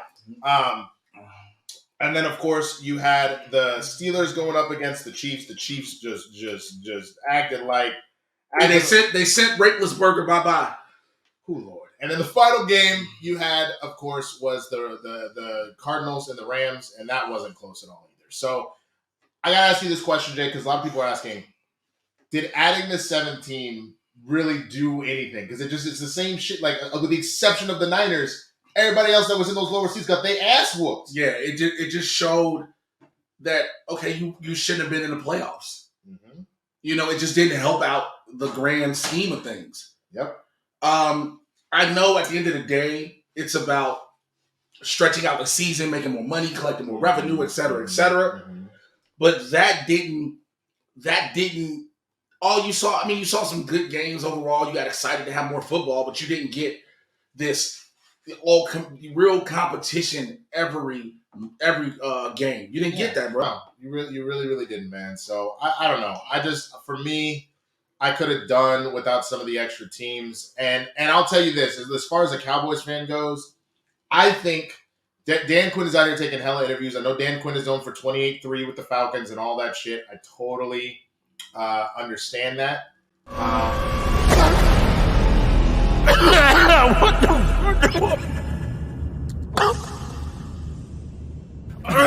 oh shit. Jay is already feeling it. I mean, Jay right now is out here like, I've made a huge mistake. We haven't even gotten to the two bad ones yet. But people are talking about, look, fire McCarthy, and then, because one of the things they talked about with Dak, he did that draw, right? He handed the ball to the center. You need to hand the ball to the ref. And he knows that. He did not know that. Oh, he actually said that he was coached by McCarthy to give the ball to the center and go and try and spike the ball. That's not how that works. So that's bad clock management yet again for McCarthy. You fucking give the ball to the fucking... Spidey said, stop it! He's already dead! What does it say? Question, is choking a symptom of having COVID or being a Dallas Cowboys?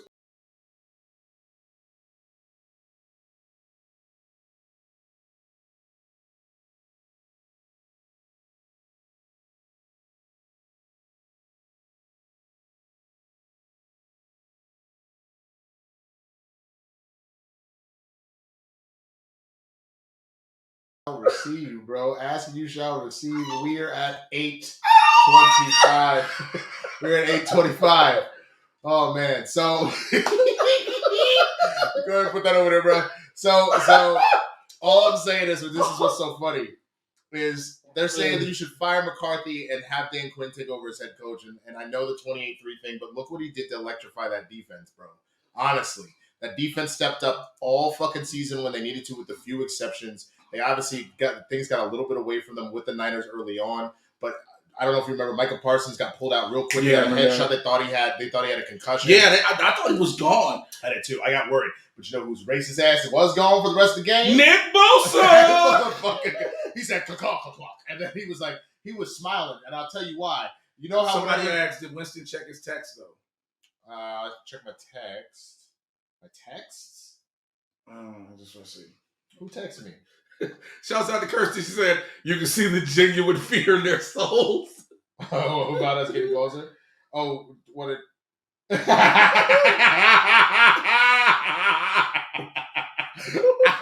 don't know how to get this off the screen. I'll put it on our Instagram later, but that's fucking funny. Shout out to Dwayne. Holy shit, bro. No pun intended. So, I'm just of the mindset that, like, I'm glad that football's over for me.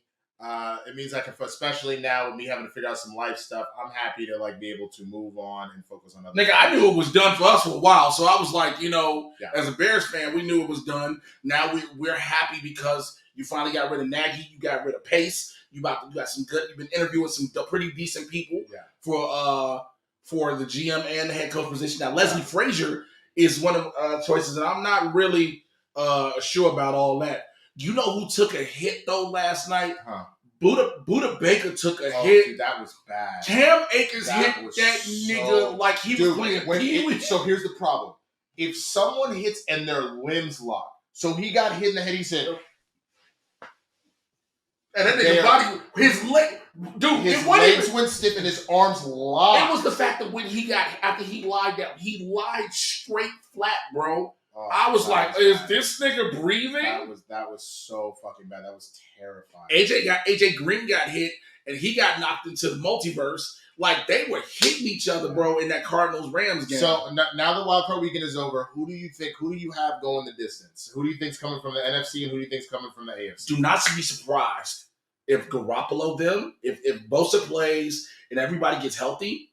Not the way that, honestly, the Cowboys, the way they surged on them at the end, the Niners ain't ready. We just were shitty. There's a difference. You know what I'm saying? So I see it. So I don't think that the Niners have the sauce, if I'm being real with you. They're going to have to really show me something different to get through a Green Bay, to get through a Tampa Bay, to even get through the Rams. I know they beat the Rams already, but the Rams are on they're clicking on a different level. I think out of the NFC, honestly, and I hate to say this because fuck this asshole, I think the Packers probably have it. We'll see what they do. You think they'll take out Tampa Bay? I think, Tampa Bay's not good. Let's be real. I agree with that. The Eagles weren't good. So like that whooping, because who do you have left? You have Gronk and you have Mike Evans. Both really legit weapons. But before, you had Gronk, Mike Evans, Godwin, and AB, and Fournette, and Ronald Jones. AB off the team, Godwin out, Fournette and Jones, we'll see if they come back. If you get me at least what they have left in Fournette and Jones, then maybe.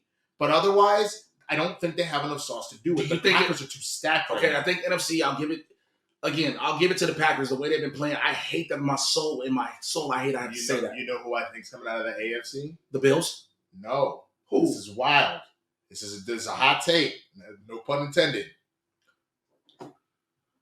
No, nigga, I put that up there already. What did you?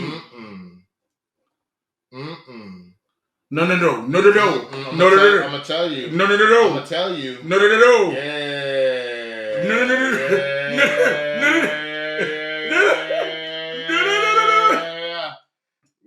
Yeah.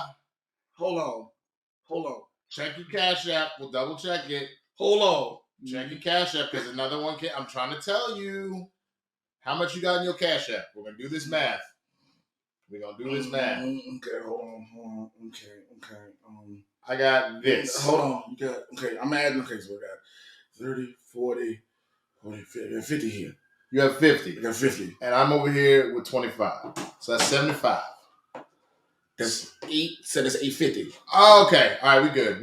Yeah, that's what I was like. We good. Bro. I thought that was it. Bro. We're still at 850. Thought that was it. It was so bad. My computer froze. I was like, nigga, no. It was like, no, I saved you. So we're still about 150 away. That's totally fine. If you want to stay there, y'all, we'll be okay with that. So I think it's gonna be the Bengals, bro. Hot take. I think the Bengals can take out the Titans and get some heat on them. I think they make it to the AFC Championship game, and I'm not saying the Chiefs still look insane, right? Yeah, I don't trust the Chiefs, but I'm trying to tell you, I think there's something in the water. Like, nigga, you ain't won a playoff game in 31 years, and you played the way that you played and shit, and you got this quarterback that I honestly believe. I think that Burrow. I don't think that he'll be like Brady, where he's out here like the greatest of all time, but I think he'll have a Brady-esque rise, where this dude might walk away with 2 or 3 rings before he gets out of this motherfucker. And then you got fucking Chase in this hoe. All right, you keep talking to the people. Yeah. Because I want to. So the last one was that, right? So it's these. Okay. I just want to make sure. You know what? Hold on. What'd you do? Just go here. I know that's what I was looking for.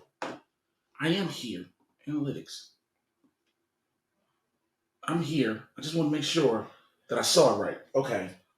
What did you say you have? I have 25 and you have 7. So yeah. Oh yeah, okay. Yeah, we're fine. Okay. I just want to make sure shit added up right.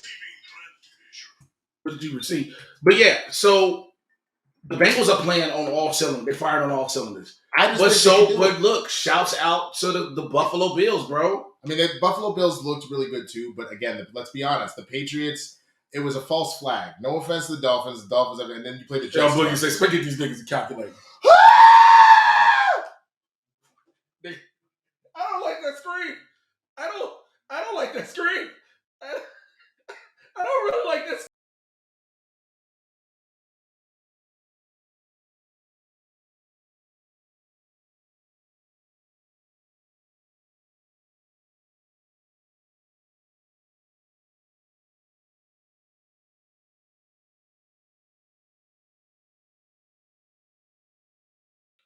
All right, y'all. Well, I do have neighbors, so please chill out. Shout out to Christopher Miller, who sends in $150 and says, "First time caller, long time watcher."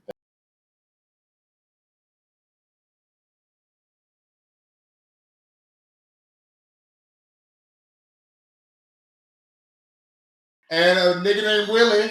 What you want, Willie? Shouts out Guppy 315. Oh.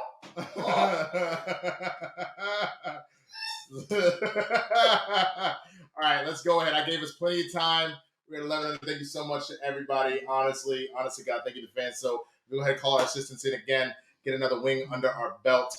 We're gonna go back through the Streamlabs one more time.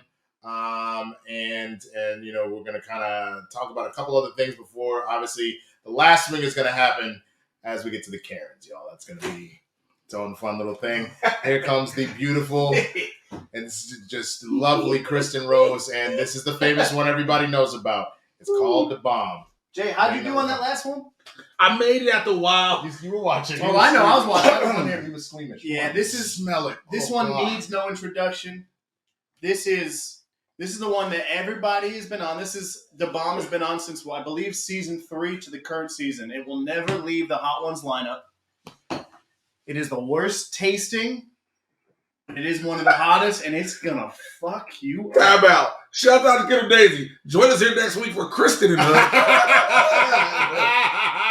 We're probably not gonna be here. Thank you so much, Dom. And I'll get that special final sauce ready for you guys. Chicken 1000. Fuck me. Yeah, that's happening. So some of the things. No, not The Bomb. Devil. Fire. The panic setting in. LOL. I would tell y'all better tweet this. Tell people to watch this shit live. You might tell people right now it's going down. The bomb is happening, man. All right, here we go. Ready, man? Hey, man, listen. I'm going to take something. There's a worse one than this. Oh, my head. I need my head. Oh, my head. I need it to eat, bitch. Oh, my head. I need it to eat.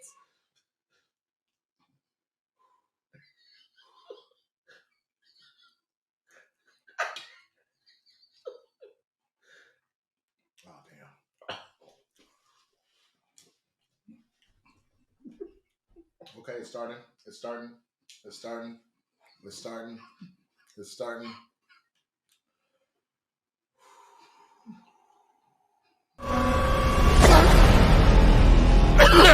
What the fuck? Oh shit.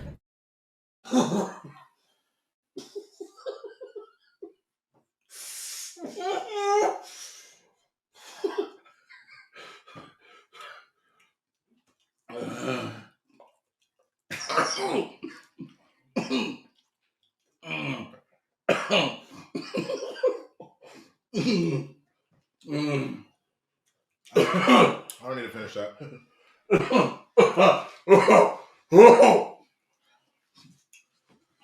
Okay.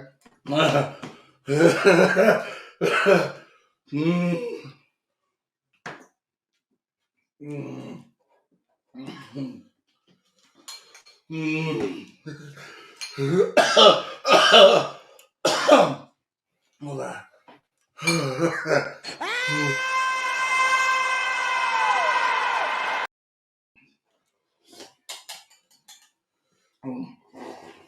You know, he would step across the line. Habitually. He's a habitual line stepper. Oh!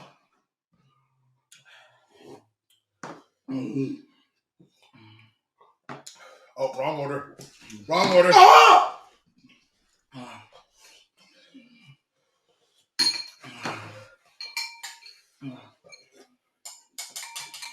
I said, bitch.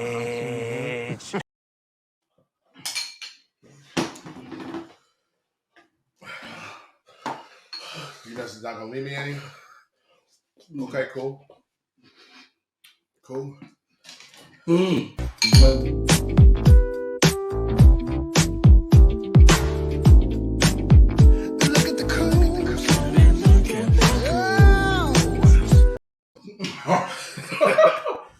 And I do it again. Bop, bop. And I do it again. Bop, bop, bop. Okay. Yo, if someone brings some liquid nitrogen from my tongue, I'm definitely out here like Fully prepared to suck his dick.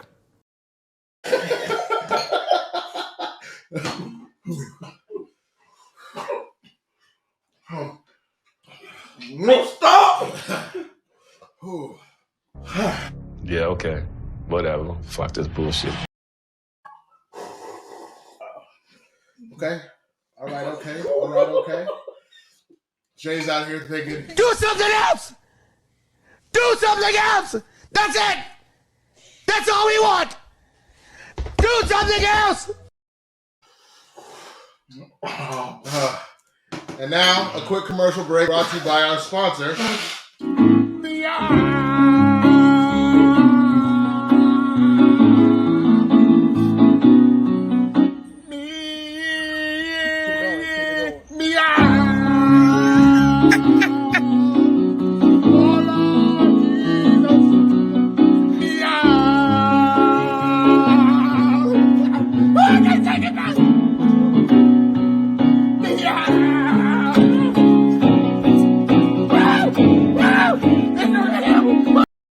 Remember what I said? Don't touch your face.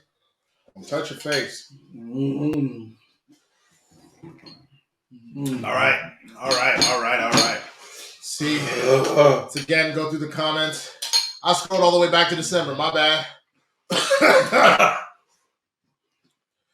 Okay. Drew914 says, you guys are the best. I love the Blerds. Thank you, Drew. Obviously, Kristin had multiple donations. She recommends oolong tea. Don't have time to make it. That's a good choice. What about Rios saying, let's do this. Donated a lot. Tiger Otter obviously donated a lot today. Thank you so much. Adabaro specifically says that capsaicin, it's more of an oil. Water and soda will spread the pain. Exactly. Try using something that will remove the oil off your tongue, like bread or dairy. Dairy is the biggest one. If you haven't seen it, one of my favorite channels, series of channels, game theorists, food theorists, film theorists. On Film Theory, they were like, how do you beat oh, you're taking your shirt off. Wow. Okay. How do you beat the Hot Ones Challenge? The number one, the S tier, was milkshake, which I got. He didn't want one. That's okay. So that's the S tier. The milk. Here's some milk. Milk is up there. Citrus does help. You just want to use it earlier because it is acid as well. It's less acid than the acid you're dealing with. So that kind of takes some of the edge off. I've learned the secrets, man. I know what I'm doing out here. That's why the bomb was shitty for that moment. I might even finish the wing. It was shitty for I'm already doing okay. How are you? You're not good. You were sweating profusely. Nigga, you were sweating more than any time I've been to the gym with you. And obviously, that's when you were lifting heavy, bro. Like, you good?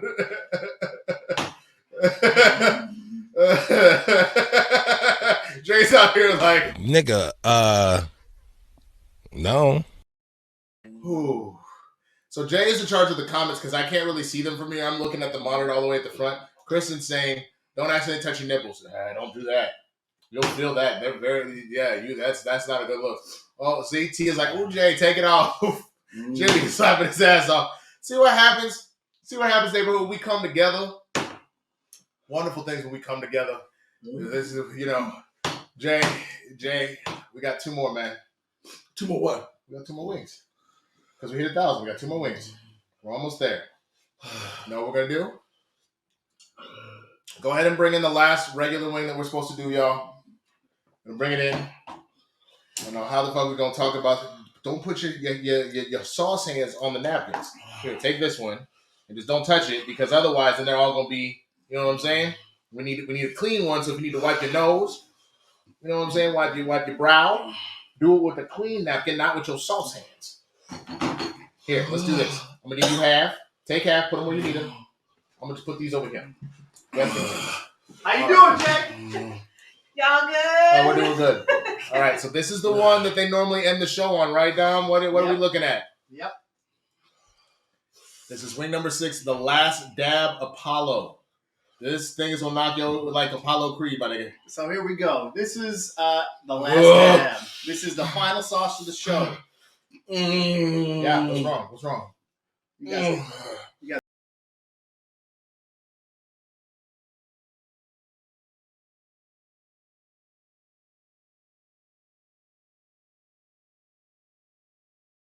Okay, hold on. We got a lovely donation from 2, 3, multiple. We got 3 donations. Oh, yeah. Okay, hold on. Let me do the math. All right, so that is, yup. So that puts us up to, sorry, Dom, give me 1 second. All right,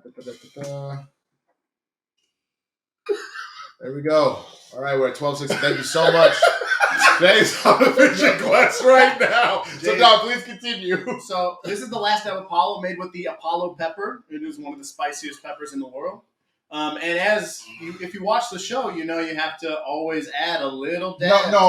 You bitch. That's the show. It's What? Just, you got to add just How a about dab. you do that for the super spicy one afterwards? But this is the last dab. Okay, fine. Do the last dab. Put it just a little. All right, we'll save it. Jay can have the drummy. You can have the drummy. Good luck, boys. Hey, man. I warned you about the bomb, Jay. Yeah, the bomb is the one that gets you. This one's pretty spicy, too. Okay. Come on, man. You can do this. You can do this. Hot ones, Blerds in the Hood. Hell yeah. Go on Twitter right now. If you haven't already, fucking clip this shit on Twitch. Put that shit out there. Let them know it's going down. Apollo last dab, nigga. Let's go. Let's go. My teeth felt the heat.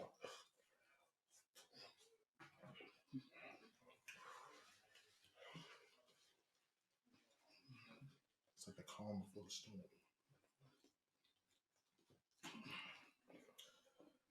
It's the calm before the storm. Quiet storm, living the way. How you doing? Did Dom leave the sauce? He didn't leave the sauce. That's okay.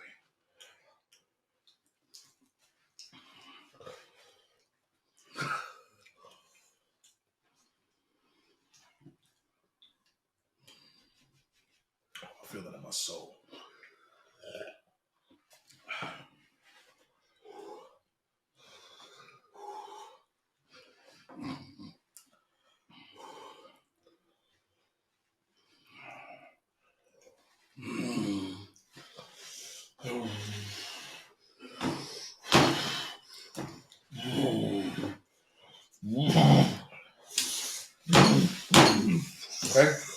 Okay.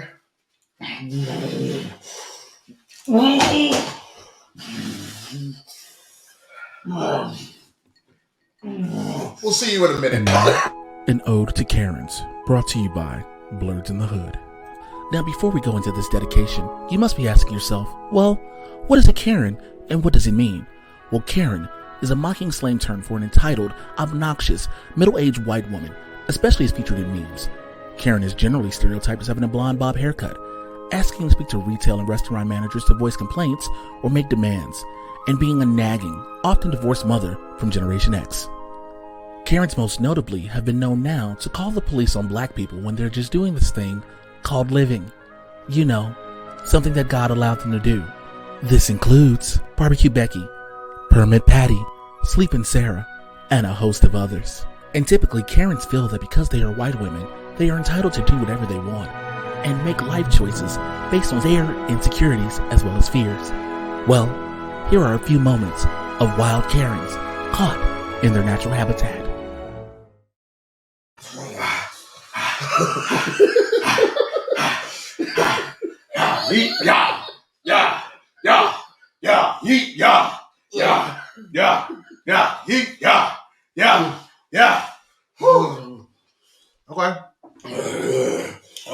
Whoa. Whoa. Whoa.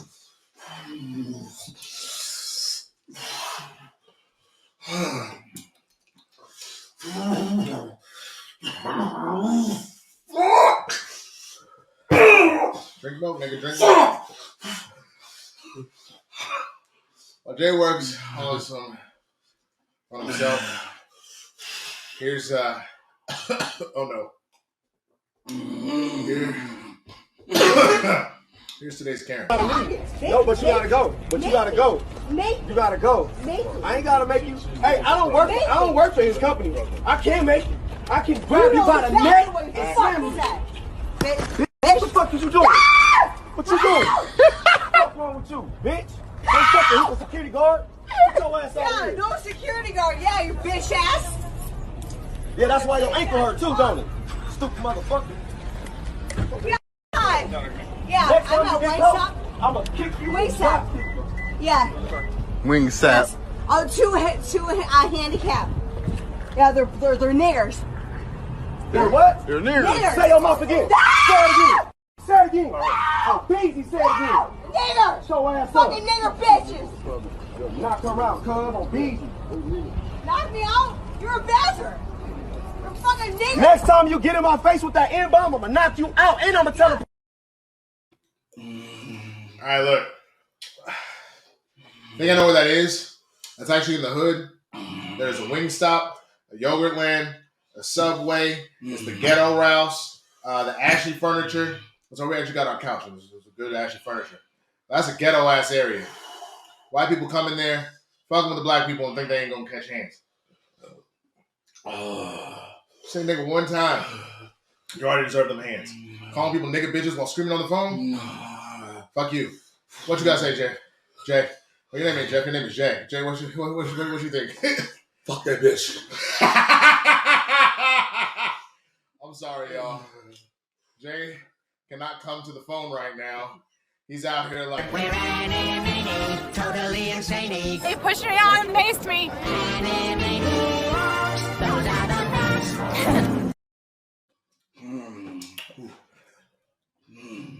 I'm just going to kind of go random blast on these comments because I can't read them. Give her the last dab. I agree. Blow the bathroom up, Jay. There's enough money for that. You're going to need it. The only time police brutality is allowed. Talking about Ladera Heights. Today's the Ladera Heights area. My lips, nigga, my lips. Yeah. Oh. Still got one more. Breathe. Yeah, the first one would have normally gotten her slumped. I realized that he was just not trying to start shit, but that, fuck her. They should have buried her under the Wingstop. I agree. They should have made her the wings for the Wingstop. Whew, my lord. You're going to be great with your lavender. Yeah. What did I say? Winston, be careful. Jay looks like he's ready to punch away. Yeah, don't do that. You don't have to pay that security deposit. Don't do that. Hang in there. Hang in there. All right. How you feeling, man? It's already kind of subsided. Come on, man. It's subsided. You know what I'm saying? It's subsided. We got one more. We got one more. You did it. I'm proud of you. Okay. If we had it 1,000, you did it all, man. Look, Matt Thomas saying it too. Jay and Winston, I'm proud of y'all. Just hope Jay's in there by that. Now, Jay will be fine. Biggest advice I can give you. If you can, take a lot more antacids stuff. Take Pepto. Try sleeping maybe on the couch, sitting up a little bit. I don't have a couch. No, that's what I'm saying. So if you're doing that, either if you got the husband pillow set up or some shit, put enough pillows to put your back up, sleep in your office chair. You don't want to lie down. Because if you get acid reflux on this, that is fresh hell you don't want. C-Red, kiss my ass. Don't be. That's the urban sensation. C-Red, you kiss my ass. So that's the greatest advice I can give you. You do not want to sleep horizontally tonight. You want to sleep sitting up, bro. I'm gonna be on the couch because I'm sure if I had to go to the bathroom, I'm not trying to wake you up, but also I don't want acid. You don't want acid reflux with this. You really, really don't. You really, really don't. Okay. All right. Here we go. So the last couple ones that came in, Tiger Otter had sent in another 50. Said, "You guys are the best. Get up to Minnesota and I'll buy you dinner. I'm happy to do so. We'll come up and hang. It'll be good." Jimmy Nails. You have chaos in your guts. Embrace that chaos. Love you, boys. Thank you so much. And Mom Man, a comic nerd. I'm sorry. I'm so sorry. Survive! Jay, how you feeling? Doing a check-in. Can't feel my top lip. Bitch, ain't no way. Ain't no fucking way. Like, Jay is literally out here being like, yo, roof of the mouth, is you still there? The roof of the mouth like... No, sir. Not me. Woo. Okay, so Jay... This is how my whole mouth feels. I'm God! Beat his ass! How my whole mouth feels. How my whole mouth feels. All right, man. We got one more. We're going to do it at the very end. We're at the very, very end. So go ahead and tell them, man, as we were getting ready to wrap up the show, what you got going on in your life this week. What can they look out for? All that good stuff, man.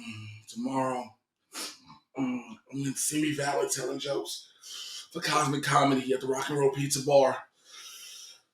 Thursday, I'm in Huntington Beach for Ahmed show. Oh. You good? I'm good. I'm just... Hold on. Let me get a clean one. This is what family does. You good. Damn me like a church deacon. You good. Go on, Pastor. Tell them. In God's name. Tell them. Church announcements. Oh, my Jesus. Church announcements. I'm supposed to tell jokes tomorrow. Tell jokes Thursday. I'm supposed to be working the nightclub on the weekend. You know what I'm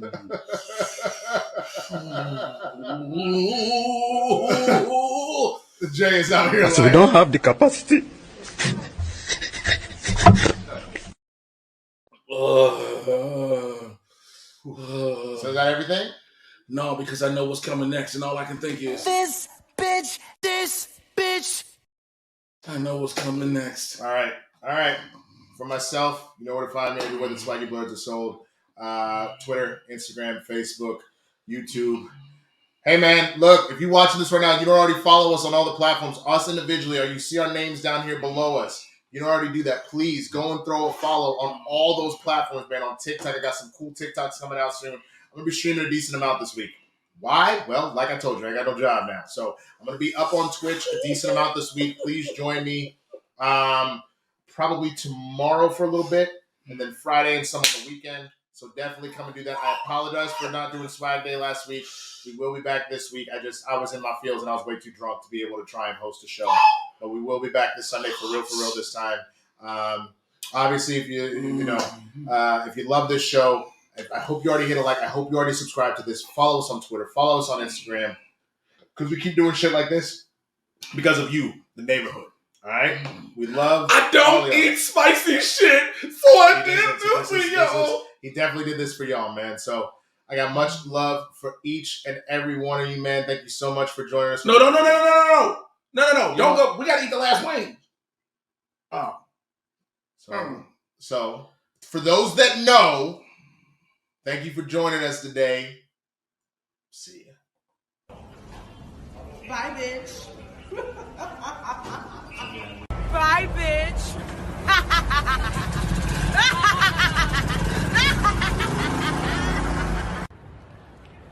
Bye, bitch.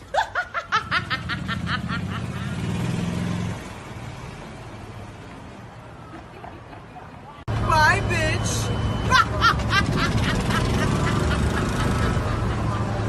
Bye, bitch.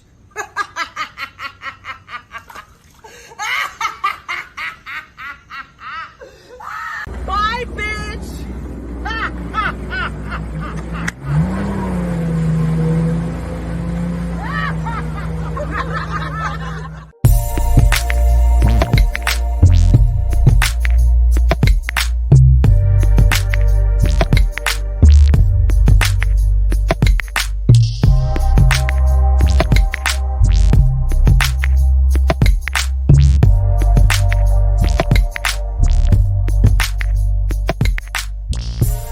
bitch.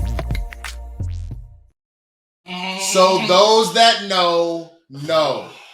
We are just like every single one of your favorite comic book shows, movies, all that shit. We got a post-credit scene, and y'all earned it. You have earned this 7th special wing. It is over 3 over 3 million in Scoville. It is. Come on in. Tell us about it, y'all. It is the Hot Ones Classic Pepper X Edition. Oh, you want it? Let me get that. Place it right on your. Yeah. Here you go. Here you go. Thank you, Jay. So what do we need to know about this, John? So this is the classic, but it is made with the Pepper X Pepper, one of the hottest. And since we didn't dab it last time, oh Jesus, just a drop. You got it. It's not Hot Ones without. Oh Lord. Something Jay's even less. There you go, Jay. Just that's a dab. Hey, neighborhood, we love you, Dom. Thank you so much for doing this, man, for being here. The lovely Kristin Rose, thank you so much. Castle, come on in, man. You part of this crew too, man. Come say hi to the people. Yeah. Well, you already bit into it, bitch? No, I just. Oh, you just tore it. You just split it. Okay. Castle, is Castle alive? He's working. You alive, baby? What? No, I'm good now. Are you doing this last one with us? Fuck no. You weren't good a little while ago? Huh? You weren't good a little while ago? I stopped at the fucking bar. Oh, also, you don't have any more milkshakes left. Oh, you bitch. So, thank you again to the neighborhood. This is because of y'all. Thank you so much for getting us here today, for then donating as much as you did. It looks like, again, that final count. I'm going to pull that up. Yeah, what was that at? It was at $12.60. Thank you. Thank you. You earned it, y'all. This is for you guys. This was all because of you that we did this, and we thank you so fucking much. So, my brother in crime. First of all, I like to tell everybody, look, God is the head of my life, and I love him. I don't know if Jesus can hear you when it's this hot around, bro. Here we go. All right. Why did I lick it? I don't know.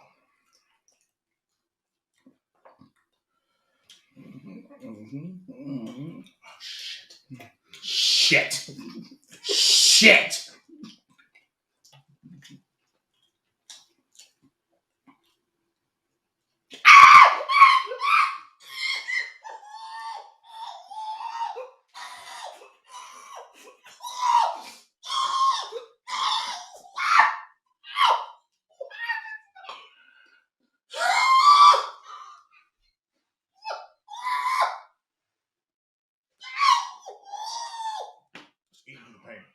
Eat through the pain.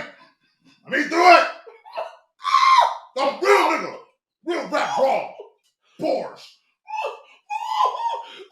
Stop being a bitch. I'll put you out of the yard and make some goddamn money.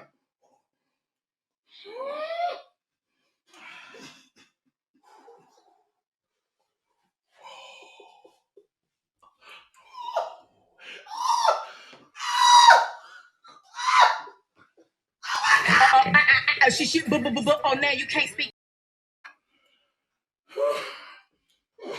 America, fuck yeah!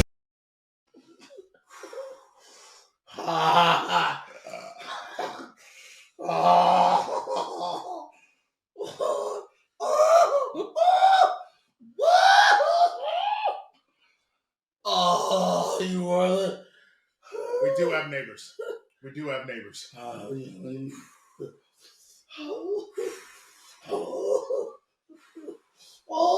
This restless leg just won't stop, bro. Can't stop, won't stop.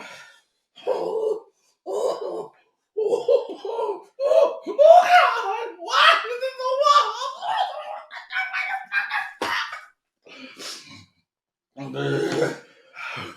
is it so You really want me to start something?